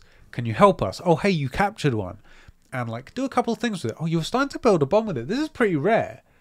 Let's see where this goes. See if you can see what happens if you spend more time with it. Here are a few more ones. See if you can capture other ones and build the same bond. While you're doing that, we actually don't have a written record of all the Pokemon. Can you, while you're out on this adventure, can you please find them all, catalog what they're like, you know, Pokedex it, bruv. Yeah. And then as you go out, you're like, somebody else has done this. Oh, hey, well, maybe ideally the first Pokemon battle that you get into isn't like, you know, that guy staring down the way you walked in front of his eyesight. It's like, yeah, your Pokemon fights his Pokemon, and they're like, hey, what are you doing? And Pokemon are like, not like, well, let's see what happens. And then they pass out, and then you're like, no, you killed my Pokemon, and there's no Pokemon Center yet. Right, and then that kid, maybe it's like a Rocket, a Team Rocket kind of do it, like, you'll regret this, kid, and runs off to find like his big brother, who's also found like powerful Pokemon, and that's like your gym leader. It'd be interesting if they do a cool story where like you build the society that we now know as Pokemon. Cool. It could be quite cool. But I had a bit of a bad feeling when I heard that. And I was like, I agree. I hope they're not known for bad writing. I would do things where kind of like what I've just suggested, and also a few iconic events, like, let's say you're in a Pokemon and a mountain looks a certain way and it's an urban legend. Maybe you're the reason that happens, as an example. Stuff that's already in, you'd have to go through Pokemon and find stuff that they reference, but you never touch on, and then maybe you're the cause of it. Or you're the reason an area is named the way it's named. And it was never really explained. It was just the way it was called. Yeah. There's room for greatness here, but I agree, it's just off that synopsis doesn't sound exactly what I'm looking for, especially because of how much of the game battling is. It's like, so we're taking battling out. It's like, what that's the thing. I doubt they're taking battling out. Yeah, right. It's probably not It's a weird one, also because it's such a departure. Like, it's open world. It's one of the first, I think Sword and Shield did kind of that same look, but not open world. Yeah, it was open-ish. So you could walk open around. Rails, yeah, exactly. Yeah, linear open, whatever you call it. I wanted to kick it over to Brian Ford, who wrote in last time about the GTA sales in his GameStop and whatnot. And he goes, "Hey guys, appreciate the shout out. I always love talking about the ridiculous people that come through GameStop." Just to pause you real quick. That little like face palm was about the people, not you, Brian. Nah, Brian. You know what? Just fuck Brian again. No. When will this guy shut up? You reminded me that people have bought this game multiple times at full retail. Yes. He says, in other news, how do you guys feel about the names of the Gen 4 Pokemon remakes? My fiancé is really excited for them, but hates the name Brilliant Diamond. So it's Brilliant Diamond and something Pearl. Shining Pearl? Shining Pearl? Shining Pearl? I like Shining Pearl. Shining Pearl? I think that's what it is. It's an adjective. It's something they've put on top of the original name just to keep the original. What else would you make a diamond? Yeah. Hard diamond. Well, Rihanna seems to think that diamonds shine, even though they reflect. So Shining Diamond. Shining Diamond. Shine bright. Brilliant Pearl. There you go. And Brilliant Pearl. We'll just take the Brilliant Pearl over there. I don't mind the names. The names don't matter too much to me. Diamonds are a girl's best friend. I'm not super fussed about the name. But women don't sell. Don't we know this? God. True. I'm not super fussed about the name. No, I was just more interested that it was the old game coming back. That's what the game right like. When I see like, what was it, Brilliant Diamond, I see Pokemon Diamond, and it's like new Diamond. It's like that Pokemon card that you got, and then this is the shiny of it. Yeah, right. That's how I viewed it. I don't really mind. It's better than the, what was it, like X and Y, and then X and Y 2. Yeah, I hate X and Y 2, and I hate Black and White, and then Black and White 2. Mega Evolutions. I forget how you say it. I hate that idea of like a short-term evolution. It flies in the face of Pokemon and how emotional it is to like have your Pokemon evolve, and like, does he evolve Raichu or Pikachu into a Raichu? It'd be more powerful, but then it won't be Pikachu. But we can have temporary evolution. Don't worry about it. Yeah, that bugs me. Also, that whole thing of like Charmeleon evolves into Charizard, but he's not experienced enough, so Charizard doesn't listen to him because he's on this whole new level. Like, it takes all of that out of it, and it bugs me, even though they were really cool. They were super cool. They were super cool, but it bugs me. Damn it. So thanks a lot for writing in there, Brian. I wanted to also talk about, so do you remember we was talking about PlayStation VR 2? Yes. And we spoke a little bit about some PlayStation VR controllers previously, like a long time ago and whatnot. And there was a couple of patents come out of different styles and things like that. We covered the patent leaks, didn't we? There's another patent leak that's come out. Okay. Of a PSVR controller. Send it to me on... I'll send it to you on Discord right here. And on top of the controller, looking quite cool. It's a little thing. It's got like a joystick in it, stuff like that. It's got some lights on it and things like that. Apparently, with the new headset, you can turn everyday objects into controllers. And in the VR, in the patent for the controller, like it's got someone holding a banana. And the headline of every article, every news outlet is Sony has gone bananas. So, a couple questions. Yeah. Is this like the ultimate in altered reality, but it's not for you, it's for the headset? That's what I'm thinking. They don't mention what it is. But I think what it does do, if it is, the way they go, they're going to put buttons on everyday objects that aren't connected to the system that you can use as a controller, and that's why they use a banana as a thing. And I think that basically confirms. Do you remember I said I hope that the camera is on the headset? Yes, you did say that. You did say that, yeah. Because then the camera will see what you're holding in your hands, and it can do like virtually and whatnot, and then map the buttons inside the headset for you to see. Maybe this is confirmation that the camera is on there. But how do you feel about controlling your new games with a banana, bro? I feel like the obvious choice is to hit up Bad Dragon. Obviously, yeah. And then whenever you play like Dragon Age or Dark Souls or something. No!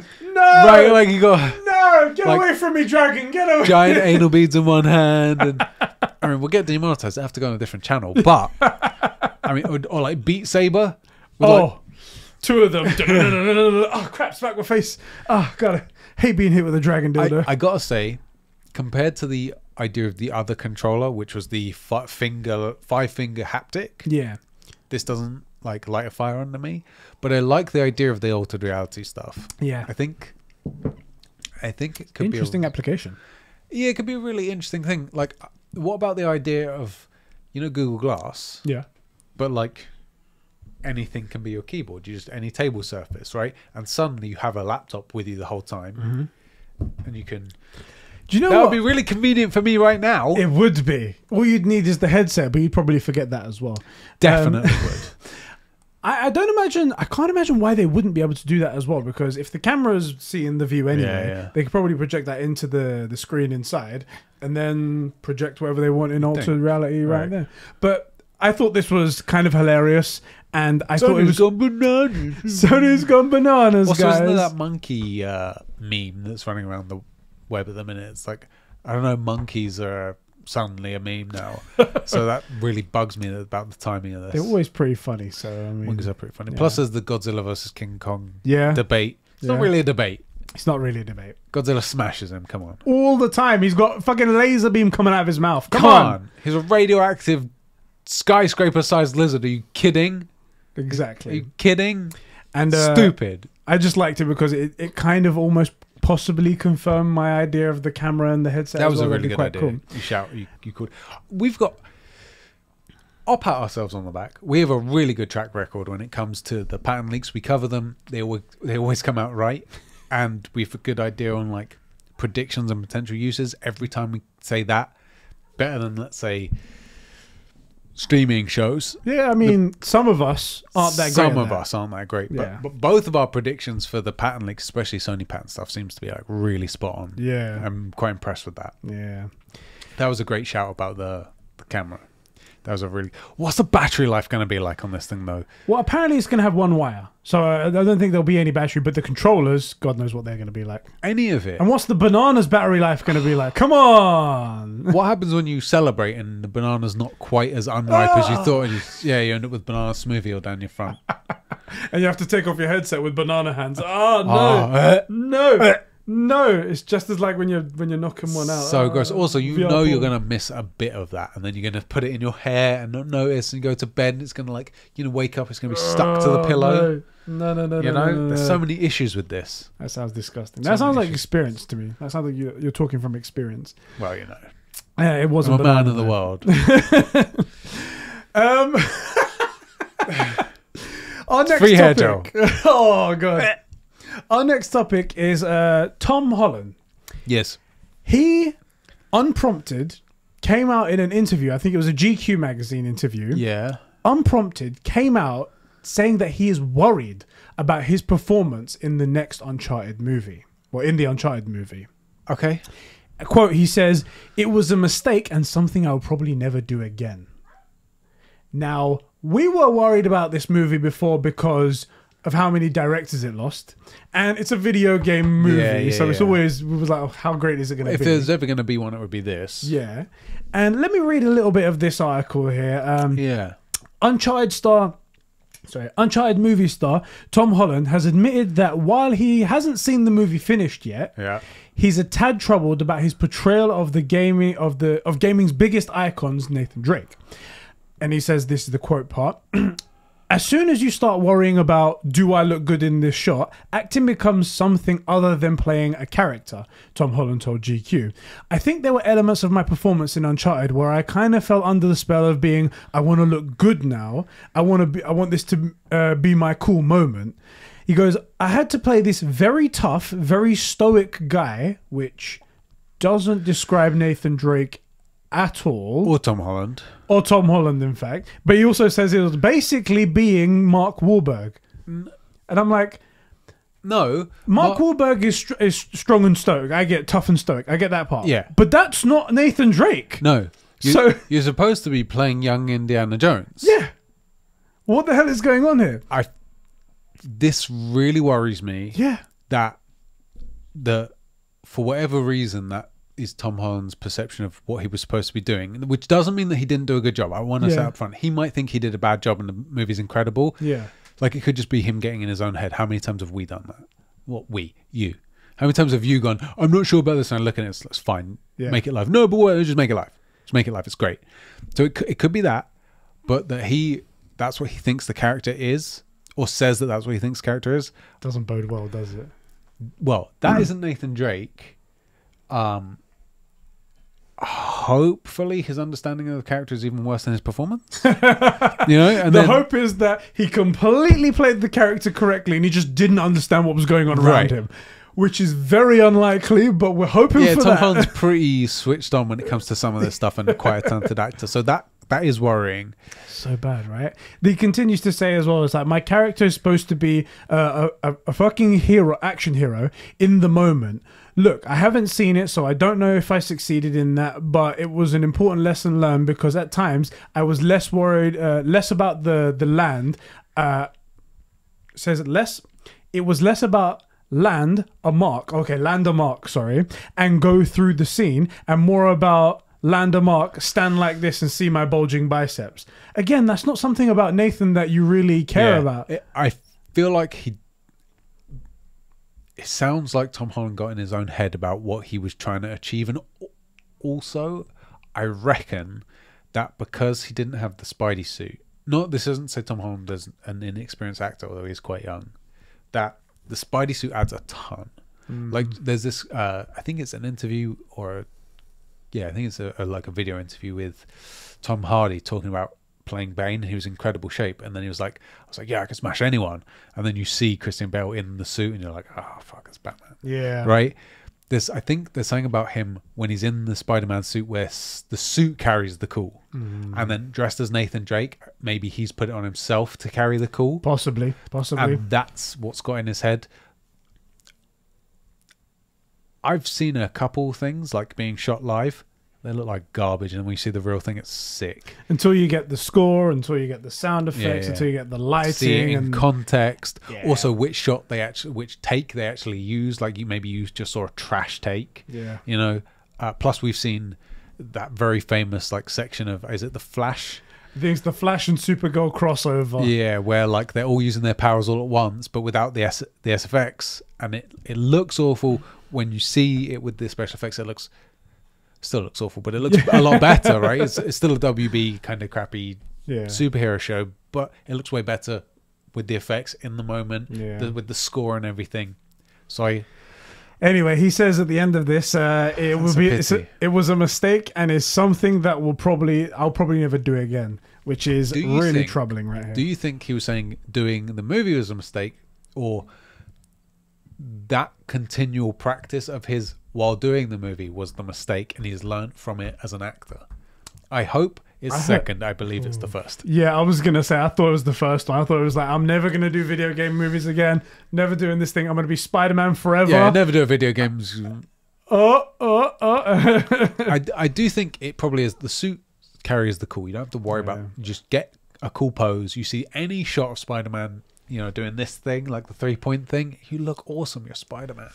I just can't get away from the idea that he says, like, I'm playing this very, what was it again? A very tough and stoic guy. And I'm like, that's not Nathan Drake. That's not Nathan Drake. He's a quippy guy. He's like history Star-Lord. Yes. You know, you're playing a Tomb Raider but you make one-liners and stuff. Exactly. Anyway, let's all get worried about that, shall we? Let's all get worried about that movie. Hopefully it's good. And it was just an acting thing, and he's learned from that as an actor. Yeah. And it's like, it's more important to hit your mark than strike the cool pose. Cool. Uncharted 2. You know? Learn from that mistake. Yeah. Fingers crossed. Who would you cast if Tom Holland was to go? I like Tom Holland as the young Nathan Drake. I thought it was great. Any age Nathan Drake, who would you cast? Like, let's say like regular, like 35, whatever he is in the main games. Do you know what? I liked Nathan Fillion in that fan-made short. A young Nathan Fillion would be a shout. Yeah. I think it'd be quite cool. And the thing is, Nathan Fillion has the character. Yeah. And he has the little quippy one-liners and stuff like that, which fits perfectly with Nathan. You haven't seen Firefly, have you? No. It's a 1-season sci-fi show. It's really good. Apparently it is. I've heard it. It's freaking fantastic. You should definitely watch it. And no one knows why they fucking cancelled it after one fucking thing. You should definitely watch it. Amazing. Yeah. Cancel it. You should definitely watch it. But he plays almost the exact same character in that, which is kind of like a space pirate. Okay. But instead of like a history pirate? I was going to say, anything Nathan Fillion that I've ever seen, I've loved. He's freaking hilarious. Even him as a voice actor. He voices Green Lantern in the DC Justice League. And I'm like, fucking sick Green Lantern here. But anything he's in is just great. Anyway, our next topic. Yeah. So Marvel Avengers is doing great, right? Yeah. And people are totally satisfied with the amount of content they've got, right? Of course, yeah. That's what we hear everywhere. And no one is asking for more content and complaining that the game is barren and empty, right? From the constant talk we hear about this very popular game, that thing is completely filled with content. Yeah. Well, Square Enix have heard your cries, guys, and in response have added no more content. They have, however, made it harder for you to gain XP and reach the end of the game. Sick. Yeah, that's what they've done recently. It was such a hilarious thing. They put up an official post on Twitter. And we've heard you. An official post on Reddit, and it's like, guys, we've heard all your things. We've heard everything you guys have been saying. What you want is to purchase XP packs. And they're like, what we're doing is we're increasing the XP level gaps between levels so it takes even longer to get to the higher levels. And people are like, universally, no, this is not what we asked. We said there was a lack of content. This is an empty game. That's what we need. Not it needs to take even longer to get to the end. You're increasing the XP, but there's nothing to fight. What a weird thing. Why? This is the Ubisoft approach. What's weird is Square Enix is usually quite on the ball with this stuff. Like, they're the guys that make Final Fantasy. They're the guys that make Kingdom Hearts. They make so much good stuff. Yeah. I mean, I named 2 crappy franchises there. You did. Yeah. Hopefully that'll set the comments on. Prepare for it. Just make sure it goes in the comments of the video, not the live chat. Yeah. Yeah, that's where those comments should be sent.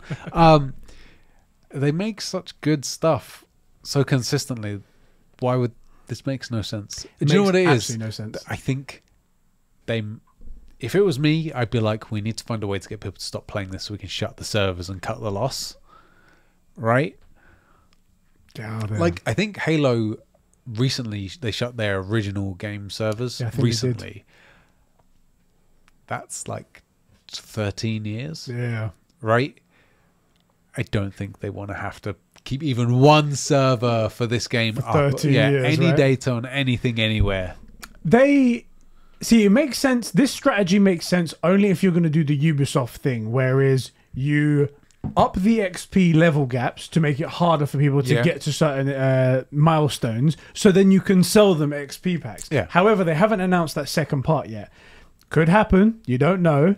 Because they did lose a ton of money on Marvel's Avengers, so maybe they need to justify themselves. What about skins? Because we said, like, off the top of our head when we were looking at it, we came up with like 10 to 15 skins for every single character, I think they do have microtransaction skins, but I don't think it. I think people just have this negative perception of Marvel's Avengers that like even the people that did buy them, if they bought everything, they still don't make enough money. Yeah, like no, you don't necessarily want to play like a original suit Captain America fighting something when there's nothing to fight. Yeah, you know, you want new missions and bosses and timed events and crap like that. I just thought this was so damn hilarious, and just the comment section was just, we wanted more content. Yeah. What part? Who said? Show me one comment that said no. You know the XP levels, they're way too close. What? Way too close. Could you make them any longer, please? What a way to misread the temperature of a room.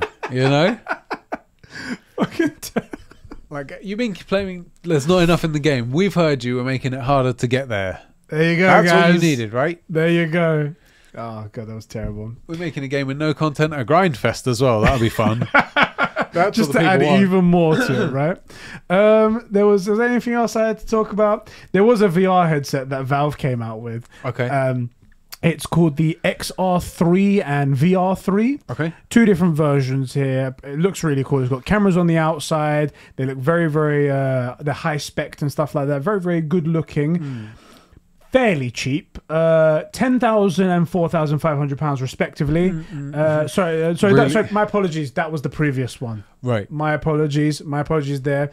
The new ones are £5,500 and £3,200 respectively. Right. So a discount, but of course, cheap as chips, right there. Basically free.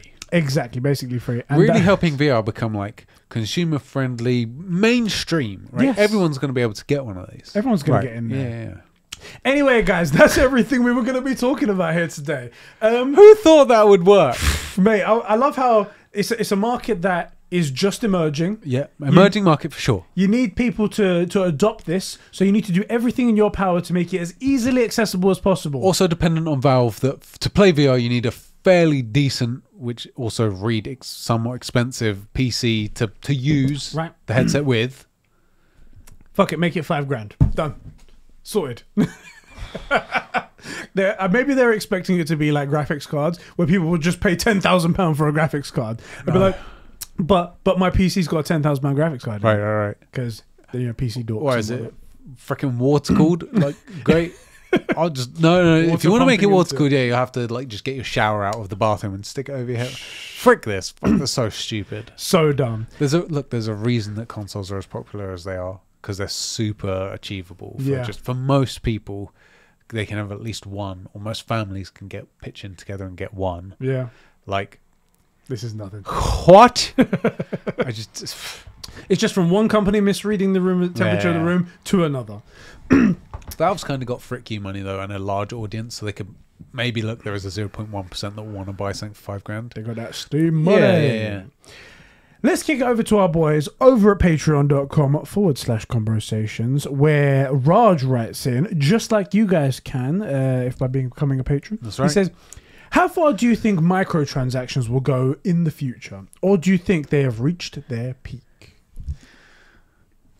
I don't really understand the question. What I mean is, like, do we think that people are going to find more things that can be considered a microtransaction? Yeah, I do think people are going to at least try it. Do I think there'll be like a record-breaking number of sales for something that something's going to come out? Yeah, I think that will happen. I think there'll be an IP no matter what it is. Even I bought like something. I don't play Rocket League, but I bought the DeLorean. Yeah, me too. I had to have it. It's great. I had to. I don't play the game. And if I was ever going to play it, I had to have the DeLorean with it. $2.99. I didn't care. Yeah. Right. There will be a game that we all play enough that will have the right kind of skins or content or something that it will do a groundbreaking month, and it will have the right model and the right amount of features and all that stuff. Yeah. So yeah, I don't see it going away. I'm actually kind of pro microtransactions if they're implemented correctly. Yes. Like I really think the Fortnite way of doing things is brilliant. The game's free. That's maybe not ideal for most games, but in this case, the game is free. You get 100% access to it. Yeah. If you want any of the extra cool stuff, maybe you might have to pay a bit of money. And if you do it right, you only have to do it once. You buy the battle pass, play enough, get enough points for the next one, and maybe unlock a couple of cool but somewhat common skins on the way through, And then if you want some of the sick skins, like the really cool skins, which I've not been tempted, but actually I think there were a couple that I nearly did get, and I don't really play Fortnite even that much. Fortnite's been a good thing, actually. They've tied themselves with every single IP. Like when the Mandalorian thing came out, I was like, shit, I want a Mandalorian skin. I'm not a big fan of the stuff they did with Halo and God of War and stuff. But other than that, that's on Microsoft and Sony. Yeah. That's your IP. Don't fucking just throw it to anything, man, and make him do a stupid salsa dance. What kind of nonsense is that? No. Anyway, I'm like you. Good microtransactions are great. They can be really great. If you make a game self-contained, everything is perfect the way it's supposed to be, and then you add microtransactions onto it that don't interfere with the game in any way. Perfectly fine. No pay to win stuff. I think perfectly fine. That's great. Have that. Why not? You can make a little bit extra money, and it goes to funding whatever happens in the future. Well, like aftercare. Like I think we were both fans for bringing microtransactions after it was fixed into Battlefront 2. Exactly. Because then it meant the dev team would have some funding to, okay, well, maybe we can bring in and maybe we can do a new map. Exactly. Maybe we can do an event. Maybe we can, there's this bug, let's fix it. Yeah. You can maintain, even if it's a skeleton crew, a crew. Yeah. Because you're making like transactions on cool skins or whatever. They justify their own existence. Right. But that didn't happen for that one. But that's the kind of stuff that's good. However, what I think he means is, will microtransactions in general get more and more and more as they have over the years? Oh, more expensive? Not more expensive, but like more prevalent. Like I remember, like, was it like 10 years ago? Microtransactions weren't really that big of a thing. It was Call of Duty was like you'd buy the season pass and that was it. Yeah. And now, if you go to Call of Duty, you buy the season pass. You've got microtransactions for skins. You've got the Warzone season pass. You've got this. You've got that. There's 20 different things you can buy. And if you were to buy them all, you probably spend about $500 each time COD comes out. Whereas back in the day, it was £90 maximum. Yeah, max. Maximum. I was hoping that the price increase in games would suppress that, because the games cost more, so there's not much need for microtransactions. So that will fund the development. Even that extra $10, £10 will help so much, because it's, what is it, like 20% of the cost of the game? Yeah. Less than that, but a little bit more of the cost, which is amazing. However, the microtransactions aren't controlled by the developers. They're controlled by the suits. And the suits, they're just going to be like, extra £10? I mean, hey, why not? Let's continue the microtransactions and get the extra £10. Yeah, boy. This hurts to say, because I don't want to like sort of support the suits, but like the cost of bringing the game out isn't done now. Like there's so much more that goes into, like back in the like PS2 game, it came out and it was done, and that was it. You made the money you made from the game, and the game was the way it came out. There's a lot more aftercare. Almost every single PS2 never saw the internet. Yeah. Quite a lot of PS3s never saw the internet. Yeah. Right? So the aftercare, DLC, patching, just server space for like PvP style games, it isn't one and done. So I can see kind of like the need or the incentive for microtransactions. I just hope they're done. This is going to sound so awful because I know I'm talking about places like EA and Ubisoft and stuff, but it needs to be done like ethically. And I don't mean from a perspective of like just not ripping people off, which places like FIFA just they it's unashamed, and at least, hey, that's Joe's favorite game there, right? Okay, Jesus Christ. But like, no pay to win. It's got to be, if you can do skins and stuff, like microtransactions for away kit, for example, is something I would see FIFA doing. No, it's like either you have the team or you don't, that kind of thing. But it's got to be done in a way that like also to a quality, like the skins in Fortnite, whether you like Fortnite or not, they're pretty good. Damn good. Yeah, damn good. They're done authentically. Yeah. Whereas like say Call of Duty, you get gun skins, but there's only so many stripy pattern. Right, a lot of them are squares. And also, by the time we stopped playing, it was all like weird lava lamp type stuff, and it's not one. It's kind of, I felt most of them were pretty ugly. Yeah. Most of them. Also, they get in the way. Like they take your attention. You're looking at it because it's all this movement going on, and you don't see that guy hop a fence over into the thing and suddenly get shot from the left, which you would have seen. Had you not had lava falling in front of you. Right, and they look okay, but Apex does gun skins really well. Yeah. The gun skins in that are really good, which is, I think, the way to do it, which like you make your shotgun look like a dragon. It doesn't got moving stuff all up and down it, you know. Maybe like one like keychain thing that flops around. Yeah. But don't make it too involved. Yeah. Right? Call of Duty's gone that way. Like when it made the turn into ridiculousness, it went full retard. It went, you know, I'm so minus building and stuff. At least with the skins, it's kind of silly. Yeah. It's supposed to be a war simulator, man. Exactly. This is supposed to be realistic. God, dolphin dive and everything. Right. You know, bouncing betties and stuff. I missed the dolphin dive. That was good fun. That was good. That was back when Call of Duty was so simple. We hated that game at the time, though. We hated that. You hate every game when it's out. You're like, fuck this game.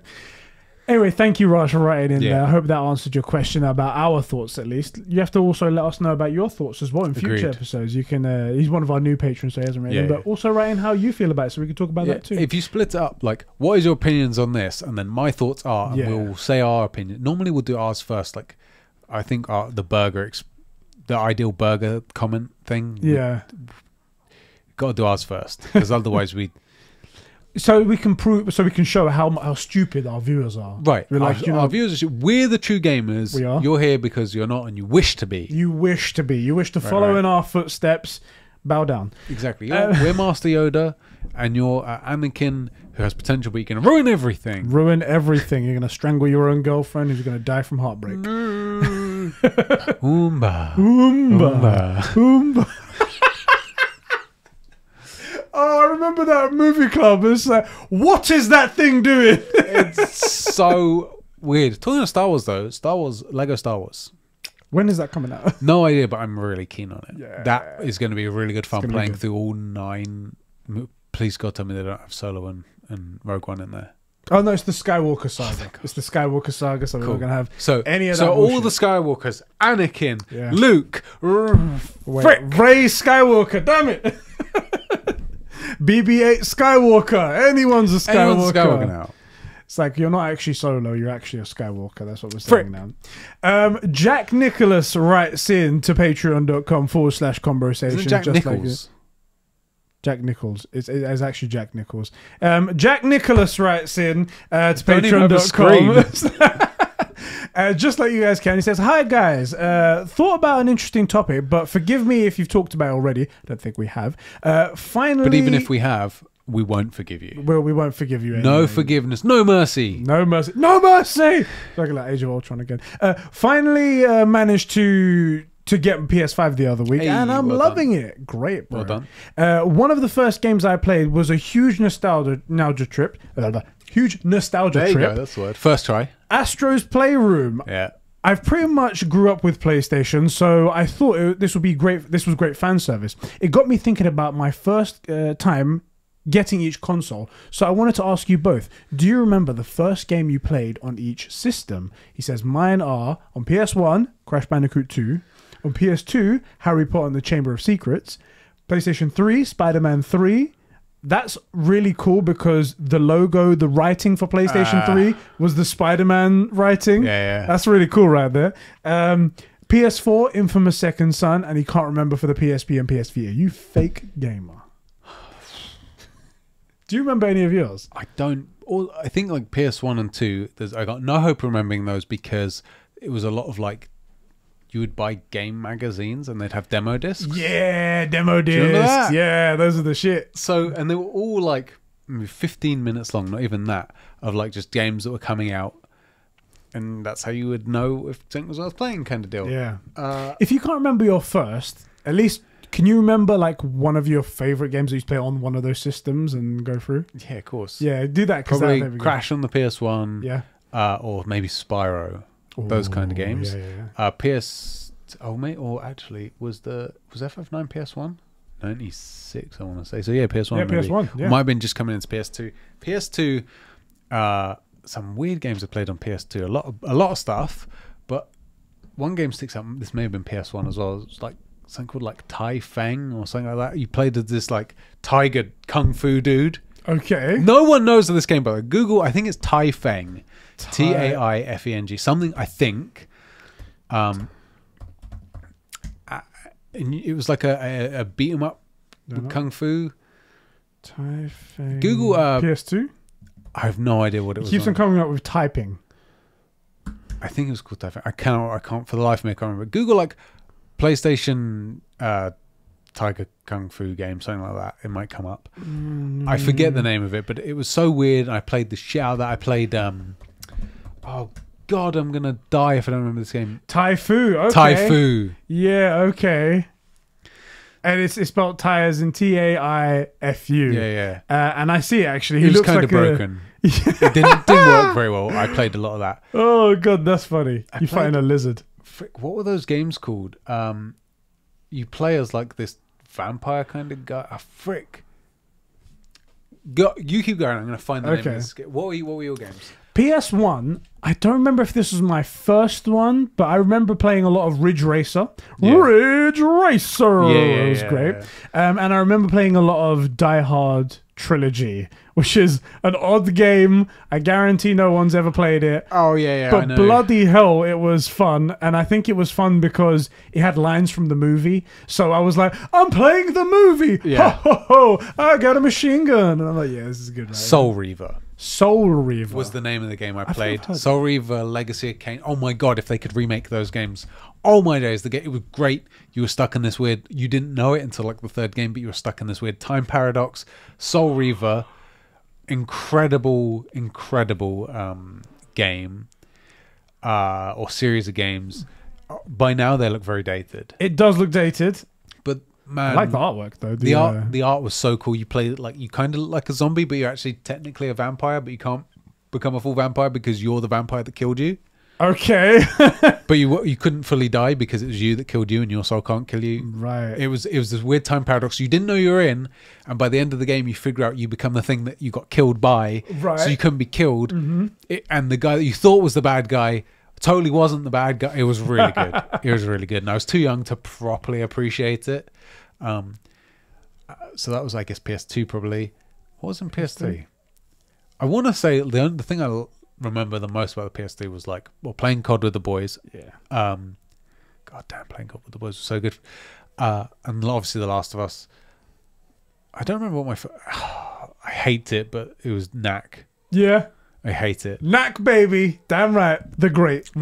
And then maybe Cyberpunk. Yeah, Cyberpunk for the PS5, which is kind of a disappointment, but and we don't have quite so much as we were maybe anticipating that we would for this current generation. For new generations are like that. New gen, and we've had the Calamity and stuff. What about you? Do you remember? So PS1, I said those ones. PS2, this is going to be a weird one. So my first PS2 game, have I told the story on here in a while about how I got my PS2? The trolley. Yes. Yeah. Might as well tell it. I'll tell the story for Jack as well, who hasn't heard, and anyone else who hasn't heard. So my PS2, I found my PS2. Yeah. I had a PS1. My mum bought it for me, but then she just wouldn't buy the PS2 for some reason. I guess because I used to play games too much. Yeah. We was just standing outside a shop called Argos here in the UK, and randomly a guy walking past just throws a bag with a box in it into a trolley, and the trolley starts rolling into the road. And I'm like, I guess I better stop this so it doesn't go and hit a car and then people don't die and stuff like that. Stop this huge 10-car pileup. Yeah. And I Explosions. stop it. Exactly, like an action film. Just out of nowhere. I've been playing a lot of Die Hard 1. I know how this goes. I know how this goes, guys. And I stop the trolley and I look into it and I see a box and it says PlayStation 2. I'm like, huh.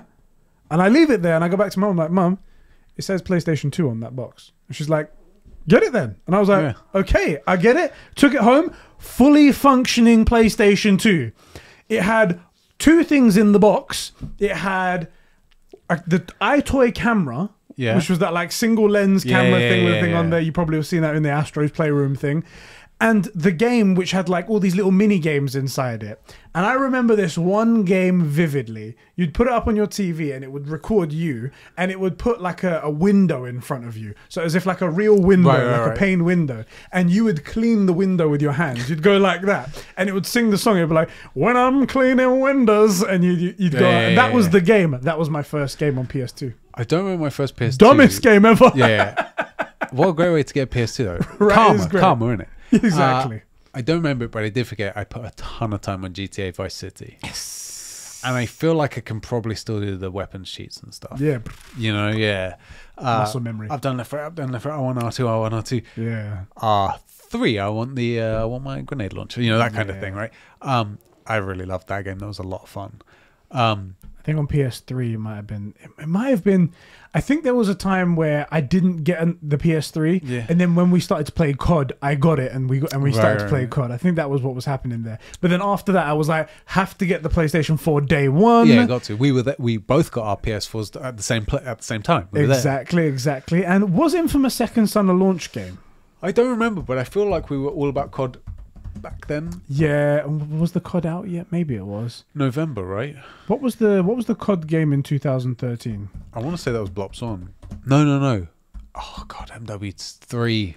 Was it? I hope it wasn't Ghost. It was Ghost. No! Oh, that was the first one, and that was awful. I skipped it. I didn't get that one. Oh, it was the worst. I skipped it. Only the best for me. So MW3. Only the best. Anyway, yeah. So I think it was either Infamous Second Son or it was COD when I bought that one, because we bought it for that. And on the PS Vita, it was Killzone Mercenary. I'd heard that was one of the FPS game that you should play for Vita. Yeah. It played okay. It was nothing compared to consoles, but it was quite nice. I never had a PSP actually. One console that I never had. Yeah. I should go buy one now. What other consoles have you had? Like, what was it? And do you remember what the first game was for those? Obviously, the Game Boy is going to be for me. Pokemon Blue. I have a variety of them, like Game Boy SP, Game Boy Advance, Nintendo DS, and whatnot. I had a few Game Boys, or like between me and my brother, but the only one I had like 100% mine was my color, and the only game I really cared to play was Pokemon Blue. Yeah, that was just always been my go-to. I had other games, played them, but always came back to Pokemon. So I think that did you play anything else really on Game Boy other than Pokemon? I cannot for the life of me remember what the other games were. I think I had a Mario thing, and I didn't play much of it. I bought one game from the Game Boy other than Pokemon, and it was Tekken Advanced. It was on the Game Boy Advance. Oh, really? And I bought it Tekken? Yeah. Mate, I feel like Tekken's a PS exclusive. I had Tekken, it feels that way, right? Tekken 2 and 3, I think, on the PS2, I want to say. I bought it from a Dixon's Travel in an airport. Really? Because I was like, I want something to play while I'm on the plane. I've got my Pokemon games, but maybe one other thing. And I bought that. And it was actually secretly a great game. Oh, really? Fantastic. I loved the shit out of that game. And I played it so much till it basically died on me. It was really good. But yeah, other than that, it was just for Pokemon. Yeah. Any other consoles? Nintendo 64. Yeah. But that as well wasn't mine. It was my cousin's. Right. She gave it to me one time for 4 years. And then afterwards, she was like, by the way, can I have my console back? Could you imagine lending someone something for 4 years, never mentioning it? And then like that 10 of your cousin owes you. Exactly, fucking bastard. But I bought stuff for that thing because essentially I was like, well, this is mine now because I'm a kid. Yeah. And I was like, I bought games for it. I bought attachments. There was Pokemon Snap, and there was a printer attachment that you got for it. And I was like, cool. And an attachment that I could put my Pokemon game from the Game Boy in, so I could get my Pokemon in there. I'm like, this is great. Pokemon Stadium. Yeah. And then she's like, can I have the console back? And I'm like, well, no. Okay. I guess I'll just hold my Pokemon No, it doesn't work here. anymore. Sorry, it broke. Sorry about that. Just take the fuse out of the plug. See, look. Nothing. No, it doesn't work, see? Anyway, those are my consoles. Yeah. Did you want to talk about any more? Do you want to move on to the next topic? Let's go. Joe McCormack also writes into patreon.com/conversations. Just like you can. Just like you can, exactly. And he says, this whole Bethesda thing is a bit weird. And I kind of feel like Xbox got ripped off. Hey, Microsoft has made back its money. It's true. Microsoft have made back the money. Xbox digging a deeper hole. But Microsoft have made that money back, so it's fine. The more and more I look into it, I basically don't really care about it being half Xbox exclusive. That's obviously my own preference, but what do you guys think about the whole thing? We've said this. Yeah, I feel like we covered it. This is such a bad deal. And the thing is, for that price tag makes me think that they weren't for sale, and Microsoft just kept going higher and going higher until they went, they're making us more rich than God. Yeah, it's like one of those things. Give them the fucking company. One of those things, like someone wants you to do something, you don't want to do it, so you give them a price you're like, there's no way they're going to say yes to this. And then they say yes, and then you're like, well, there's no way I can say no to that money. It's like those Change really this light bad- bulb. 500 quid. All right. All right, I'll do it. Okay. It's like those really bad adult movies that we don't watch. Yes. Where they're like, oh, you want to do something with me? No, I have a boyfriend. Do you mind? It's like, where if I give you $1,000? I was thinking more like a fiver and a Calippo or something. That's your price. Yeah. Anyway, he also says, I also bought Ghost of Tsushima and have finally become a true gamer. What a good game. He goes, none of that FIFA slander you guys accused me of last week. You'll always be a filthy FIFA gamer to us, okay?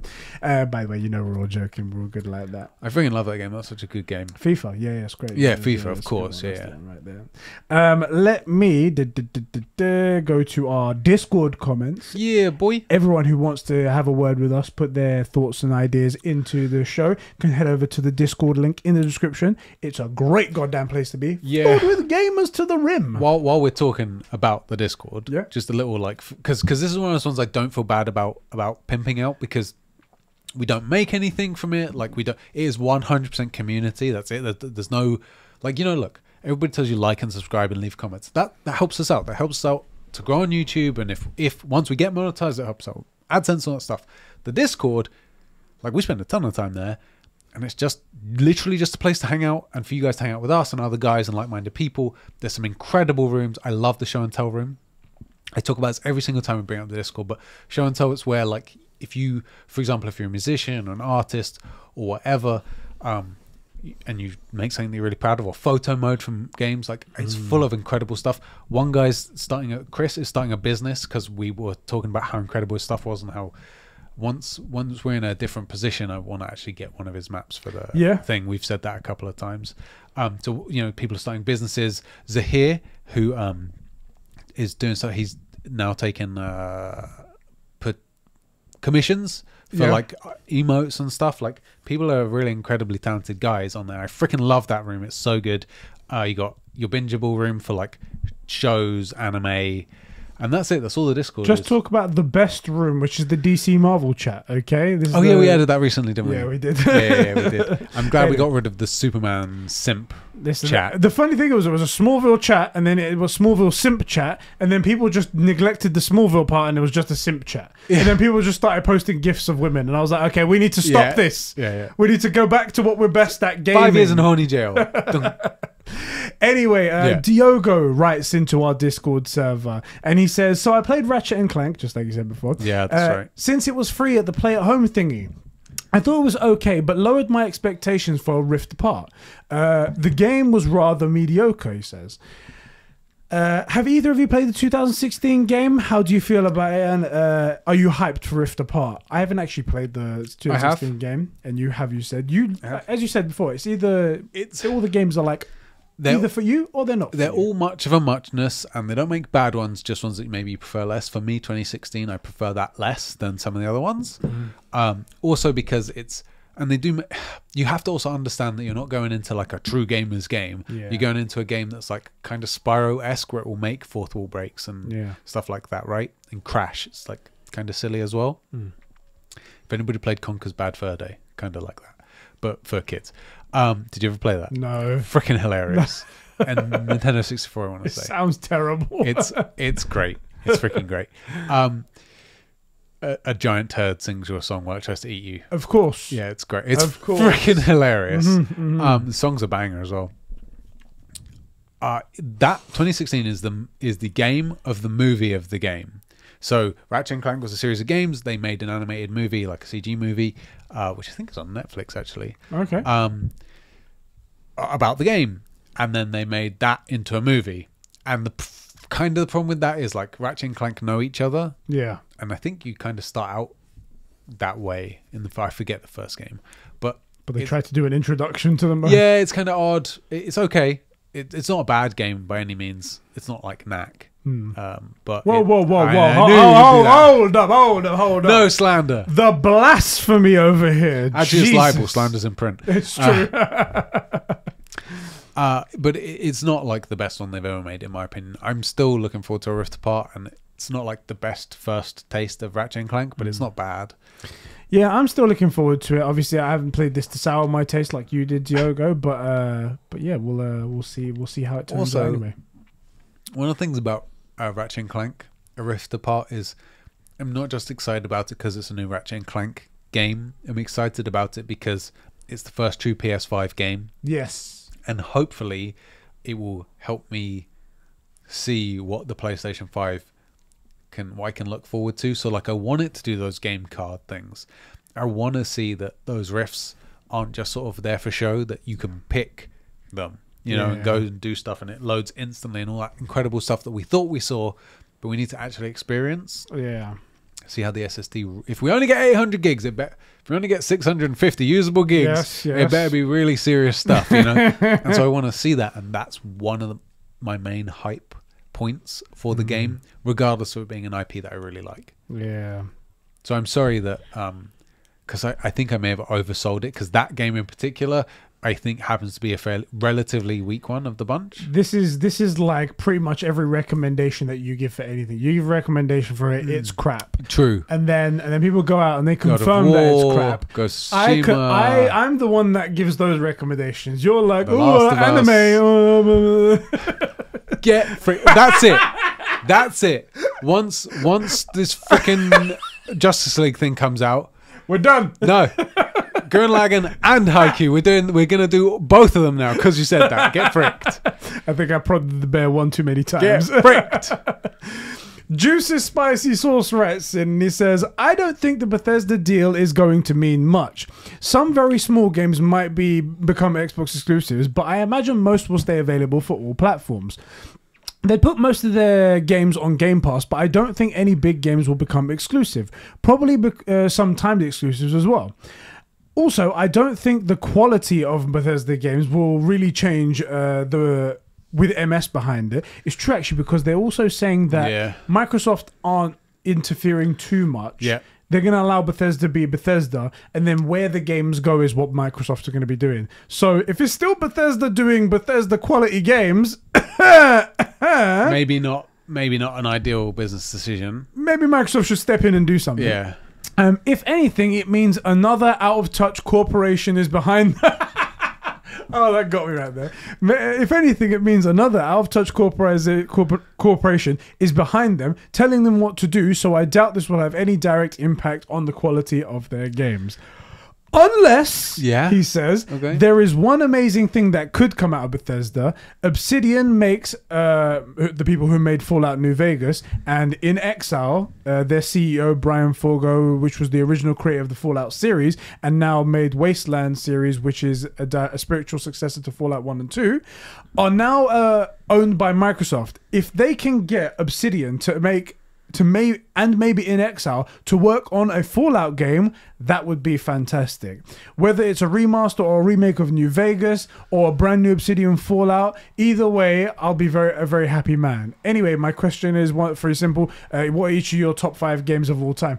That might be a big topic for us to handle on this one. That's a big topic. We might pin that for the next episode. How are you going to boil it down to 5? Right, Can't be done. All time. Can't be done. We'll put that one in a future episode. We will. But I like your comments, actually. And if they could get Obsidian back with an XR, that could be a nice mixture right there. A New Vegas remaster would be good. I don't see that being exclusive. I think we've kind of touched on this, which is allow remastering just that for those consoles. I think new IPs or like something really old that's long dead being coming back up can be first party exclusive, but anything else, nothing's going to be exclusive.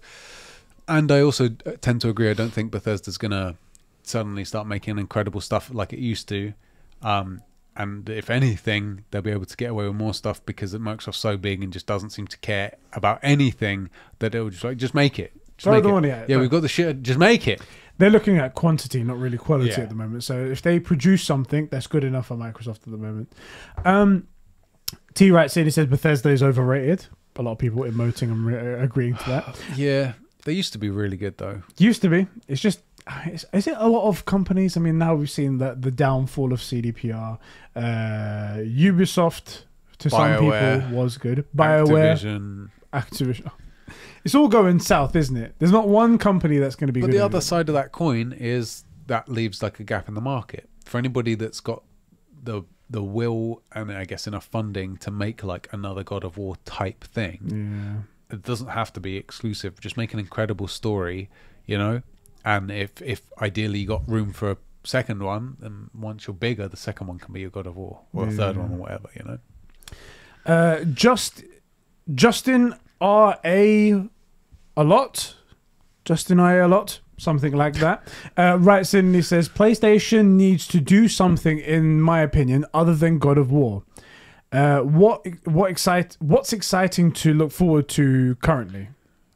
Ratchet and Clank Rift Apart, Horizon Forbidden West, God of War.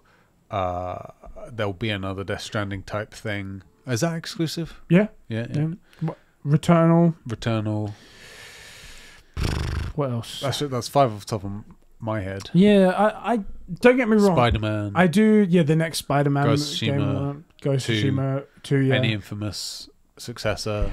That's the thing. I do get the feeling. Spyro, it Crash. does seem like Sony is like God of War and whatnot. Yeah. But that's more like Sony is so known for making this banger game God of War. It's not the only game. God of War when they think Sony rather than Sony pitch God of War when they pitch Sony, if that makes sense. I think there's more. There is more to Sony than God of War. I agree.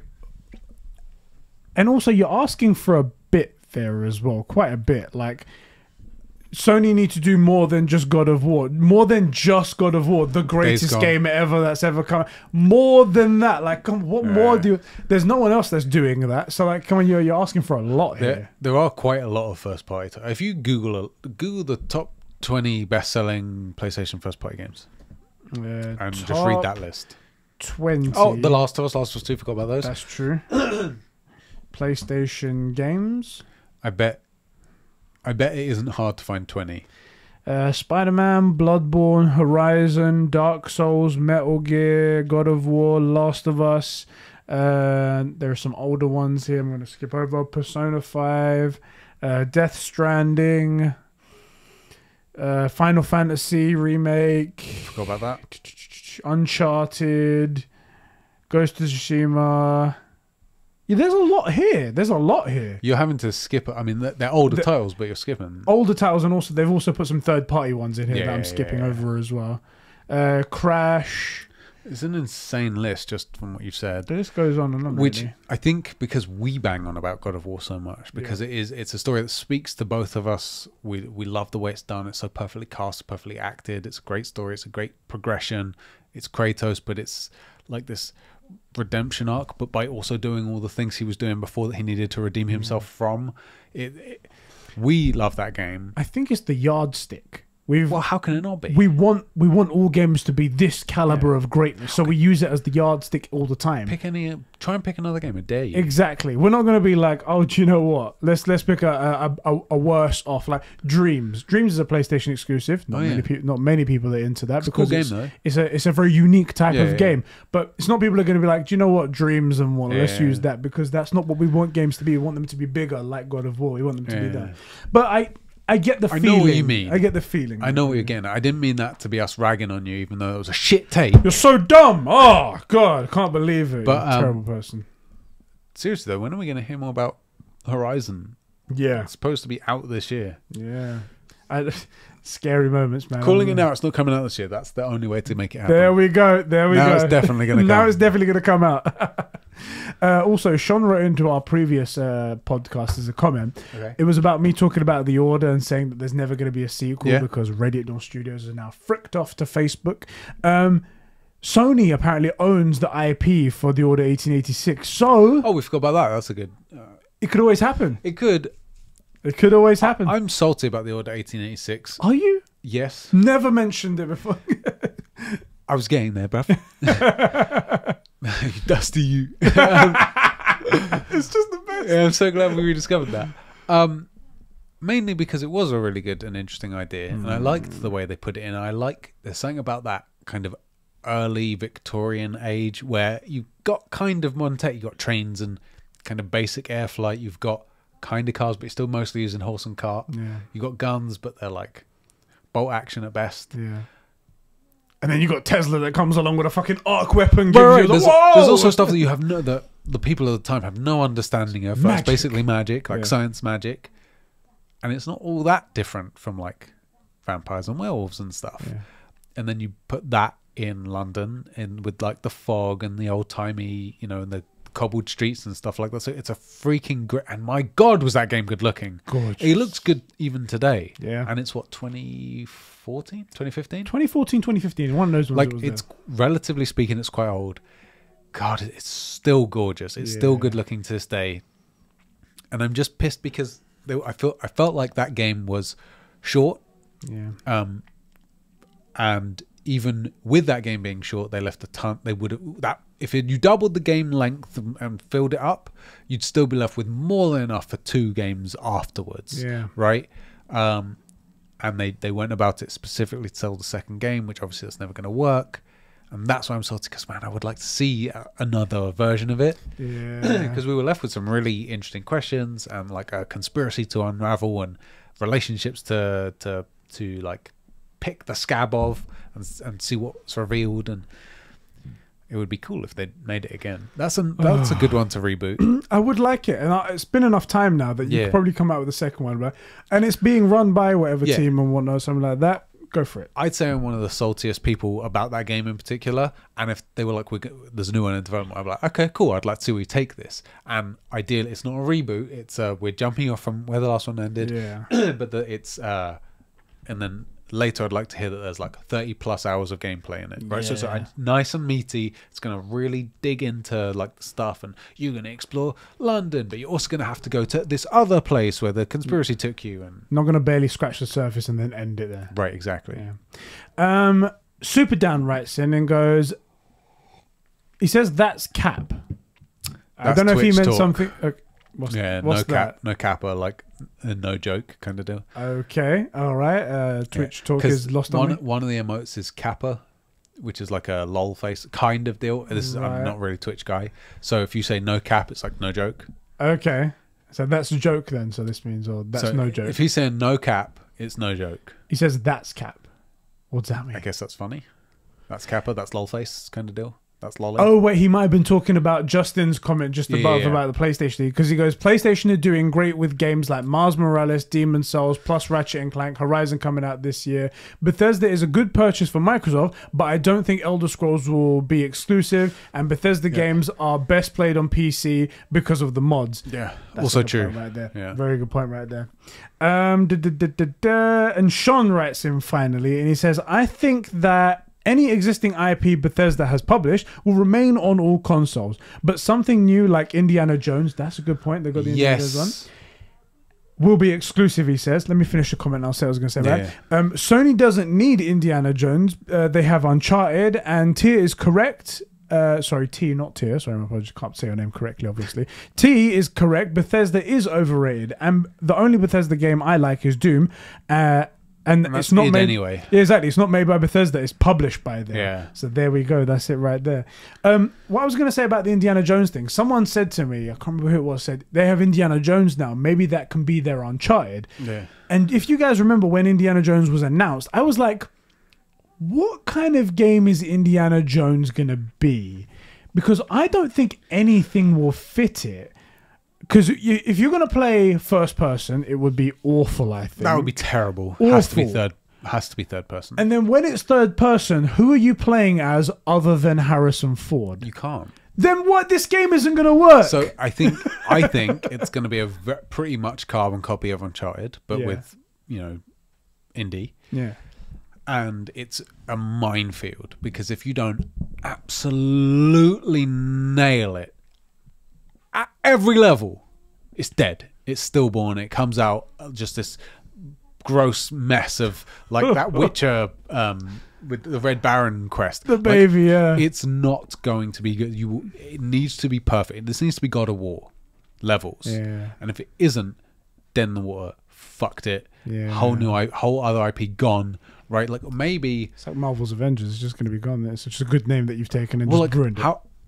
How do you fail with Marvel Avengers at the height of the MCU, right? If even that can fail, then this can absolutely fail. Yeah. And I would hate that, because I love those movies. They only made 3, unfortunately. Yeah, I wish they would have done another one. Would have been cool. You could have done like crystal skulls or some like the pyramids, alien race, whatever it might be. But they didn't do another one. Mayans. Yeah. Like, it's got to be amazing at every point. It's got to have perfect casting, perfect acting, perfect, like, incredible story, perfect timing, perfect mechanics for absolutely everything. Perfect. It has to be perfect or you're fucked. Reminds me of those puzzle games in games like Uncharted and whatnot, Tomb Raider, where like there's the floor and all the symbols, and you have to nail on each one of the symbols or you fall through it. Yeah. That's what this is basically. Yeah, absolutely. You have to get all of that or it's dead.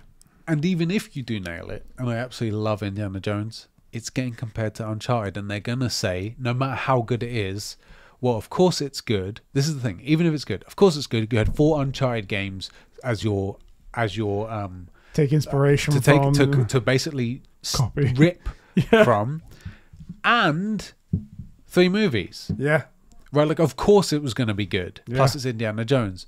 And if it's not good, you had 4 Uncharted games and 3 movies. Like, how is it not good? Like, it's a really difficult one. I hope it's amazing. I want it to be amazing. And that's a really good game that I would hate to be first party, but that should absolutely be an Xbox first party. Needs to be. I think so too. I would hate that, because if this game's good, I really would love to play it on the PS5. Right? I love Indiana Jones. It's got to be. It has to be. Yeah. It needs to be for the health of the Xbox, and I want a healthy Xbox, because Muhammad Ali is no fun to watch if he doesn't have guys like George Foreman and Joe Frazier. You need the other greats to make Muhammad Ali great. Otherwise, he's just fighting bums. No, just these lightweight amateurs. Like, guy's a cabbie and he boxes on his weekends for a couple extra bucks. Like, it's not fun to watch. You know, no one wants to watch Conor McGregor fight like nobodies, right? Fight like waiters that didn't get any tips this weekend, right? They want to see him fight the best in the world. Even I don't care about him. I don't know if he's any good really, but he drives the hype. God, I want Xbox to do better. I want them to do better as well. Look, if they come out with a game like that and start a franchise like that, maybe that's the thing that gets the ball rolling. They go, actually, this worked. Let's revive another old IP that we have access to or can buy. Yeah. Either reboot it, restart it, do the next in the franchise, make it exclusive. It's helping to drive sales. It's helping to drive Game Pass, which I feel like that should be a game that it goes to Game Pass after 3 months. You know, got to push consoles. Yeah. Well, guys, that was all of the comments as well that were written in there on our Discord server. Thank you so much for writing in and talking to us. I really appreciate it. I also want to start including a few comments from from the video as well. So if you guys do write in, a bit like how Brian Ford wrote in, and he wrote something interesting about what we said, it'd be really cool to recap that maybe at the beginning of the episode. That'd be cool. Something we said about the episode. This is what they said. Really cool. Yeah. Make it more organic, right? Exactly. If it's interesting, and also it stops it from being we put out the podcast and then walk away and that's done. Yeah. It's like we talk about everything. We're a big community here, so that'll be quite cool. That's one thing I hear a lot, by the way, is feedback, which is people love the other content they consume, but they never have access to the content creators. Yeah. And we have a community where we're very active both on YouTube and off it, whether it's Patreon or Discord. And I've seen multiple, like many, and a few DMs where people are like, I'm new to the thing, but like I've never seen it. I'm in X person's, this isn't 4 Pillars, but someone's like, I'm in X person's Discord. I've never seen them there. And I've been called out about 5 times by you and Ed today. Yeah. You know, like you might get called a dickhead, but we're talking to you. Exactly. We shouted you out. Right. You should be happy. Yeah. We were like, hey, class, everybody look and laugh at this dickhead. Look and laugh at this idiot look over at Joe, here. like in FIFA. FIFA. You FIFA nerd. Oh, you're such a nerd. So seriously, like the Discord, if you want somewhere to hang out. Yeah. If my internet goes down, I don't really care about a lot of things. But not having Discord, I'm lost. I don't know what to do with myself. Yeah. Twitter, I would like Twitter back in a few hours. Discord, nah, I need to have it. I need to have it. I'm more upset because then I can't produce the OnlyFans for you guys. That's right. That's the main issue. That's right. The main issue, right? And if you want access to that, $69 Patreon. $69 here. Also, the only fan. How do you? It's like Patreon, right? It's another version of Patreon, right? I think so. Is there safe for work Patreon? This is me where I'm pretending I don't know how OnlyFans works. Like I'm not an active subscriber of many women. Yeah, how does that work? Oh yeah, I don't know. Is there genuine question? Is there safe for work OnlyFans? Because I know there are like the lewd things. You got like the bikini stuff. I think there is, but it's so there's this one woman that I follow from another like content creator thing and whatnot, and she started off, she's like, short answer, I'm starting an OnlyFans. I was like, hold on a sec, but you're quite big. Like, why did you suddenly do this and whatnot? It's a lot of money. So straight. And then she turns around and goes, yeah, it's not nude stuff. It's just I'm just doing like just general like modeling stuff. It's like a personal Patreon for me looking pretty. Exactly. Okay. Well, not even looking pretty. She's like, I like a bit of modeling and whatnot, but I'm not. I recognize I'm not gorgeous like model like was it Cara Delevingne and whatnot. Fucking know. Who? Isn't she a model? She was in the Suicide Squad movie. Cara Delevingne, I think it is. Whatever. Anyway, a model. I'm not a supermodel or anything like that. She was in Carnival Row. That was a really good show. I really like that show. But she's like, I'm not like that, but this is for this, and if you guys want to support me. And I was like, okay, so I guess there must not be also not nude stuff on there. There's no like podcasts that have OnlyFans. Because I feel like as a brand, OnlyFans works really well, right? It's like Patreon. Like you want to be a patron of a thing. Patreon. Yeah. OnlyFans, it's for the fans. Only our fans support us on this thing. Yeah. Except it's all for butthole pictures. I was going to say, I can't imagine ever hearing a podcast like, and if you want to support us, head over to onlyfans.com/conversations. But doesn't that fit? Do you know what I mean? Doesn't that fit? It's like only our fans are here. It does fit. It's great branding. But do we have to put our buttholes on there? That's the question. Guys, I mean, who said they have to be ours? True. Because you guys just want any butthole, right? It's true. Diogo, let us know. For the Bronley fans. Are you okay with any old butthole? Because we can put any old butthole in there for you.